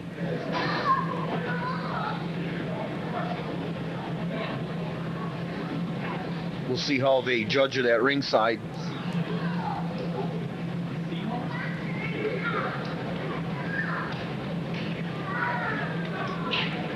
The winner, box out of the red corner. Well, they proved us wrong. They gave it to the red corner. Got a little bit of a reaction out of the crowd. That was probably only the second time. Maybe the majority of the crowd didn't agree with the decision, but nonetheless, Dan Kerber, yes, is your winner. Caledonia, Minnesota. They make it a sweep in the heavyweight division. Kerber and Tolstenson. Now we have our final bout on the card tonight. It's a 152-pound bout featuring Mike Thunder out of Wisconsin Rapids and David Carlson out of Chippewa. Mike Thunder is the defending state Golden Gloves champ at 132, is that right? Yep. Your winning ticket, 4, 9, 0, 0, We got tickets, Al. 4, 5. Well, it's not me. 4, 9, 0, 0, 4, 5. Do we have a winner? Not me. I'm a half a number off, I Al. wasn't even close. I got 4 right. After that, forget it. That's okay. Goes for a good cause. We Right. don't mind, do we? Nope. Last year, the referee won, and he donated all the money back to the boxing club. Yes, he did. And just a good gesture on his part. Well, Dick Hannum's been around the sport long enough. He knows that these boxing clubs operate on a very tight budget. A lot of them actually lose money. And they even lose money sometimes on boxing cards. It takes money to run a club. Oh, definitely.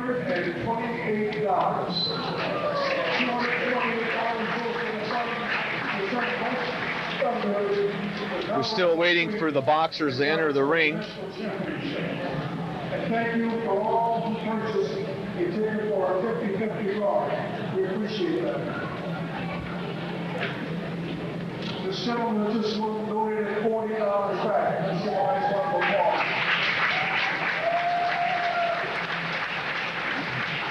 Thunder and Carlson are over at the table getting their gloves laced on now. It'll be just a couple of minutes before we start our final bout.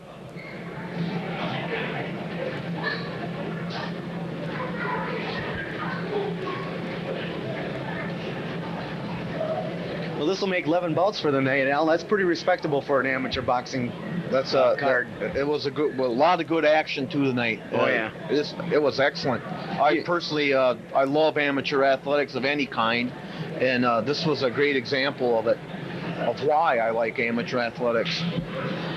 You know, we thank the Nakusa High School for donating or for providing the space to have the boxing card tonight. We also have to give a special thanks to the Squared Circle Boxing Club out of Marshfield. They provide the ring for us. They come bring it down in a truck, help us set it up. They give us a discounted price on the rental, and they make sure it gets loaded back onto the truck right afterwards. And probably about an hour from now, the ring's going to be gone and on its way back to Marshfield. So thanks for the cooperation of the Squared Circle Boxing Club out of Marshfield. And thank everyone who came out tonight to watch our card. We have a nice little crowd here, and we appreciate your support as a community also.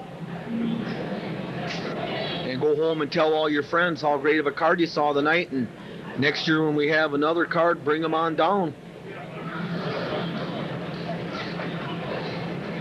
We had a little bit of delay with the boxing gloves. I'm not sure if it's because the last fighters were using the pair of gloves that one of the fighters wanted to use, or what the deal was, but Mike Thunder's in the ring, ready to go. Now we await David Carlson. He's still over at the table getting his gloves on. Carlson will be fighting in the blue trunks of the blue corner. Mike Thunder will be in the red corner, as we mentioned, in the yellow trunks with the black stripe. Mike was last year's novice state champ. You graduate from the novice division to the open division by attaining a certain age, or once you become the novice state champ, you automatically go into the open division, or if you've had 10 fights, you automatically go into the open division. So this is the featured bout. We should see a good fight. It's a 152-pound bout. The will be the 152-pound division. In the red corner, Wisconsin Rapids Boxing Club, Mike Thunder.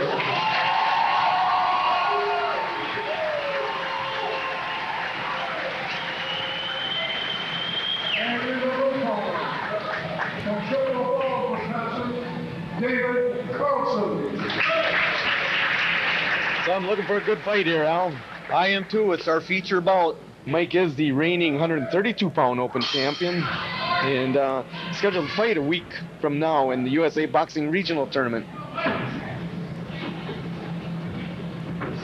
Excuse me, he won the USA Boxing Regional Tournament. He's going to Nationals now. That was just a couple weeks ago, wasn't it? Yeah, last week. It might have been last weekend, as a matter of fact. It's a little unusual for an amateur fighter to fight more than once a month, isn't it? Yes, it is.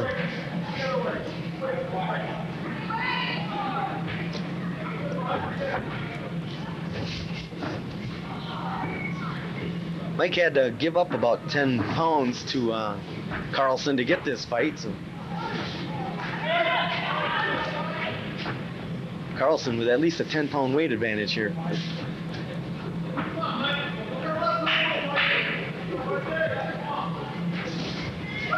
He's definitely the taller of the two. Carlson is. Oh yeah, and definitely heavier. Mike though, with quick hands, should be in good boxing shape.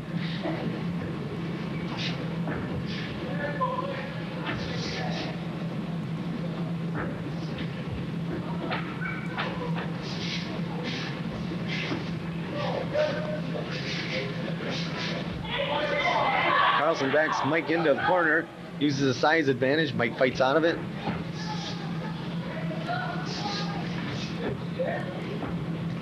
Mike doing a good job of keeping his chin down, out of harm's way. It's one of the first things you learn when you learn how to box.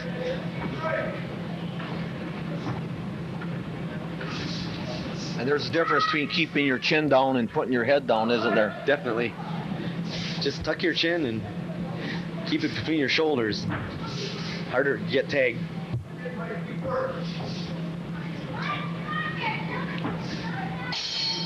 It's the end of round one. A lot of action, round one. Pretty even round. Yep. Tough one to score, I think, Al. Yep. Well, we'll see. Maybe that first round they were feeling each other out. We'll see what happens when they come out for round two. I'm not familiar with Carlson, but he seems, from what I've seen so far, he's a pretty good boxer. Well, yeah, he's definitely an open fighter.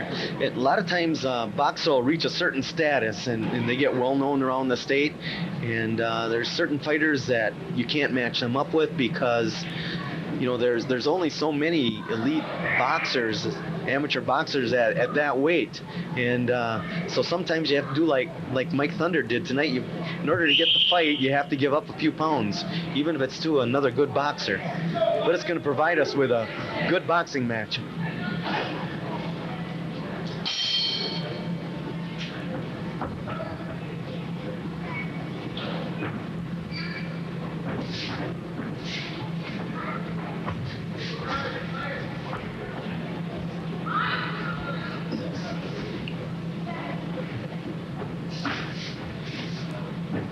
Carlson with an uppercut. Thunder working to the body, coming over the top.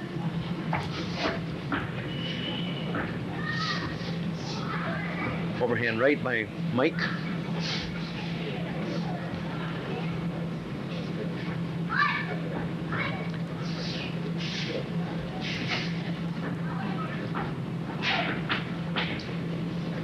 Some boxes and matches are just so much fun to watch, you forget to talk. Oh yeah. This is one of them.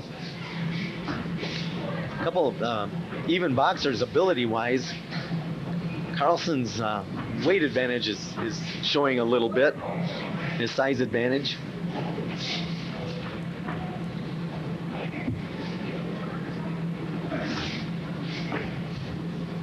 Both boxers with quick reflexes. They got their hands up in a defensive posture. They got their elbows in the proper spot. And when they throw a punch, their gloves come back.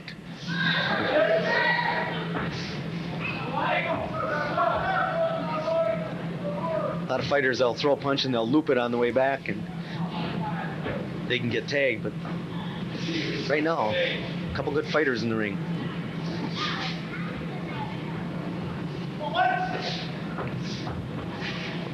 Mike trying to get to the body.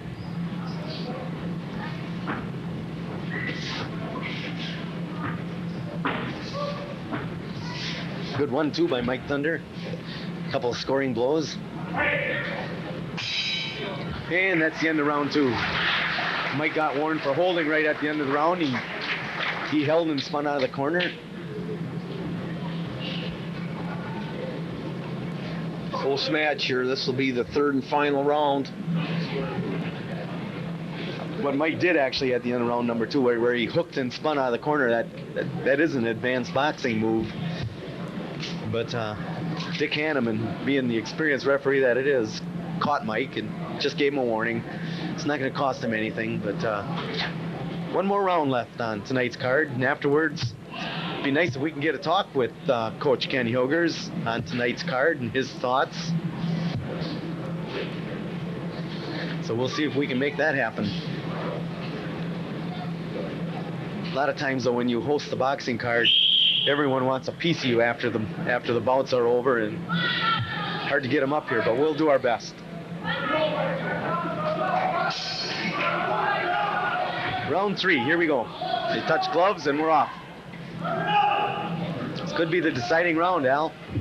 I don't think fatigue's going to be a factor either. I don't think so. Both these fighters look like they could go 3 more.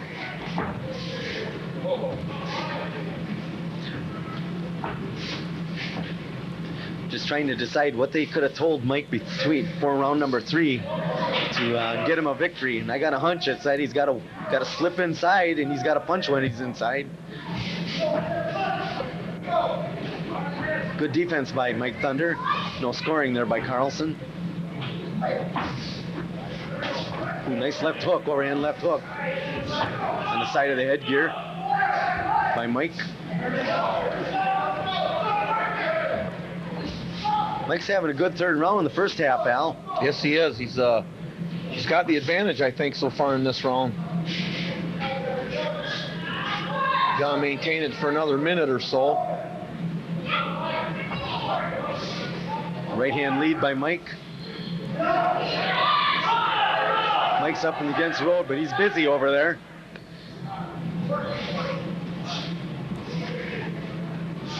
Right hand by Carlson connected. Right hand by Mike.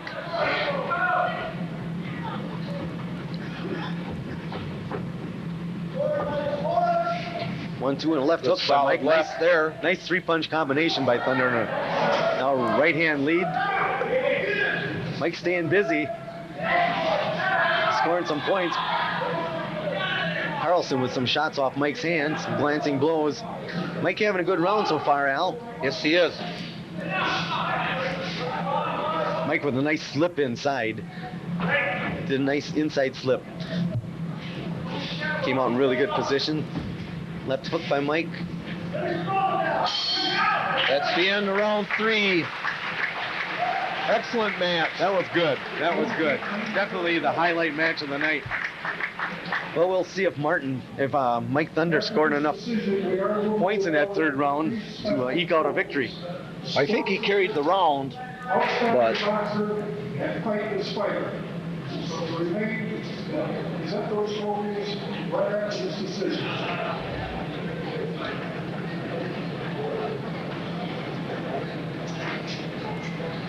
scorecards are being collected and they'll be handed over to the scorers table. And in a few moments, we'll find out. It was a good fight, good crowd-pleasing fight. The boxers were in good shape. Their technique didn't break down throughout the bout, and they probably threw more punches during their bout than any other bout tonight. More solid, well-aimed punches anyway. Right. We saw some good footwork. We saw some slipping and some catching of punches and kept their hands up, and good technique by both those fighters. The winner Box out of the blue corner, David Carlson from Chippewa in the blue corner is your winner of tonight's feature bout.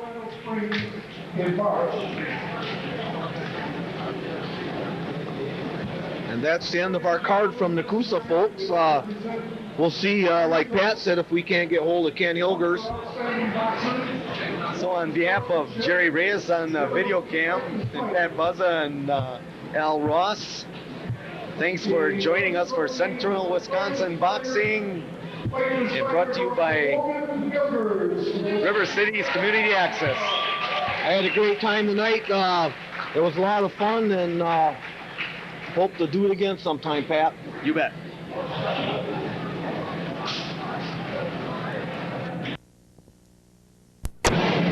We have a little bit of a post-fight visit here with Coach Ken Hilgers of the Wisconsin Rapids Boxing Club. First of all, Ken, thanks for putting on a nice card. Thanks, Pat. I thank Public Access for coming and giving us the coverage. It gives a lot of people the opportunity to see amateur boxing that don't have the opportunity to get out to the gyms. Right. We had some nice local flavor on tonight's card. In the very first fight of the night, Joe Maher, a 16-year-old, fought Mike Jolin from Oshkosh, was apparently a little outclassed. I don't know if he was outclassed. He was definitely overmatched. Right. Joe's only 15. He gave up a couple years in age and 2 weight classes. It was a situation where there was no other opportunity other than this guy. We kind of rolled the dice. Joe actually was boxing pretty well, but he wasn't responding quite the way I like to see it in the corner, and I just didn't want to run the risk of getting a boxer hurt. Right. And sometimes you have to sacrifice things like that in order to get a match. Right. Cancellations, it always seems as though there are certain bouts your opponents come in overweight or don't show up at all, and you're reaching. We only box at home once a year, and you start reaching for matches, and sometimes the gamble didn't pay off, and it didn't pay off for Joe. Then in our fifth fight of the night, Logan Hilgers on his 19th birthday, he was 19 on the 22nd, fought Adam Veenstra in Wausau. It was an excellent fight. I thought Logan pulled it out in the 3rd round. So did I, but the judges didn't see it that way. Logan made a really excellent effort, was aggressive, and the other boy apparently had built up a points lead a little bit early in the bout, and hoping Logan doesn't get discouraged with a close loss, but that's boxing, I guess. Well, he got a nice award after the fight. Yeah, he did. He got the fighting his fighter, and I think he made the effort to deserve it. Right, good for Logan. Yeah, we were talking, we knew the decision was going to be close, and was it a 3-2 decision? It was a 2-1 because they only used 3 judges. Okay. It was close as it can get. Okay. Yeah, we thought Logan pulled it out, but, it was a close fight nonetheless. Then in the... who was our third fighter, Ken? Oh, Dan Weslewski in the 6th fight of the night. In the 165-pound class, he fought Jamie Odgers from Manistee. Yeah, Dan is a new boxer, only been in the gym a couple months. He's got cat-like reflexes. He doesn't like to keep his hands up, and there's some things he does wrong, but his natural ability is way above the average, and we're real excited about the future of Dan's amateur boxing career. Right, he was the aggressor by far in that fight, and did a nice job, we thought. He does a great job of sensing his opportunities. Mm-hmm. Then in the last fight of the night, a crowd pleaser, a couple real good boxers, obviously. Mike Thunder against David Carlson. David Carlson is the Upper Midwest junior middleweight champion, and Mike also had to reach up a weight class in order to get an opponent, and he followed directions. He followed Coach Calvin Anderson's directions to a T. We wanted him to box real defensively and only try to take advantage of our limited opportunities. This was kind of a gamble on our part. Mike's got the Nationals coming up.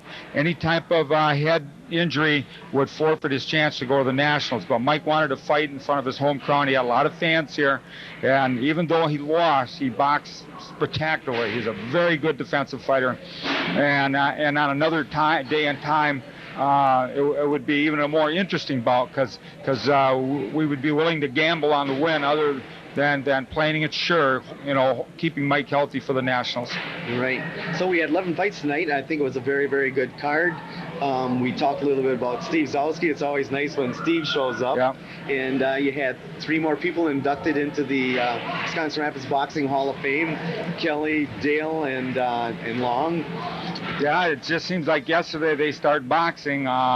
Those guys, when you look at their record, it's going to be hard for our guys on our team to reach those heights. At that time, we had junior Olympic boxing in Wisconsin when 13 and younger could box, and the skill level was really developed in those younger boxers, and you were able to develop a lot of experience before you reached the older, more, let's call it, pressure ages. And it's much easier. Boxing is a lot like swimming. It's a lot easier to teach at a younger age. And you practice at the Lowell Center on the 2nd floor about 3 nights a week, don't you, Ken? Yeah, Monday, Tuesday, and Thursdays are normally our routine for about 9 months out of the year, although some of the boys last summer wouldn't leave us stop coming down to the gym. They trained all summer long, which is different. And we're hoping to see, we got 15 kids training in the gym now, although it takes a while to reach competitive level. We're hoping that we'll have a breakthrough on the JO laws, and we can really get our boxing team back to the 8 or 10 active member roster here soon. Now, if someone wanted to start boxing and they came down to the gym for the first time, what would they expect?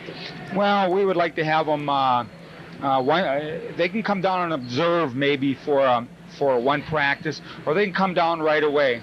And we start off by just having them do different drills, punching drills, defensive drills, the exercising right with the boxers. You will do no sparring or actual live opponent type stuff until you've been in the gym for a number of weeks. I think a lot of people are afraid that they're going to be forced to get in the ring as soon as the first night down there.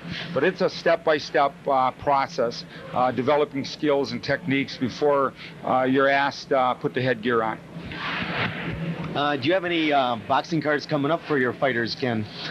We got a pretty busy spring. We're looking at March 8th in LeClaire, March 15th in Oshkosh and or Caledonia, Minnesota. We might be going to both places. And then the last 2, we got 3 Golden Glove dates in April and May that our boys are really looking forward to. Well, I want to thank you because you guys put on a heck of a show tonight. Good number of bouts, great show, some good fighting. We got to see everything from the young novices to the open class fighters, and I want to congratulate you for putting together a good show, Ken. Okay, thanks a lot, fellas. I appreciate you taking the time to come and record this.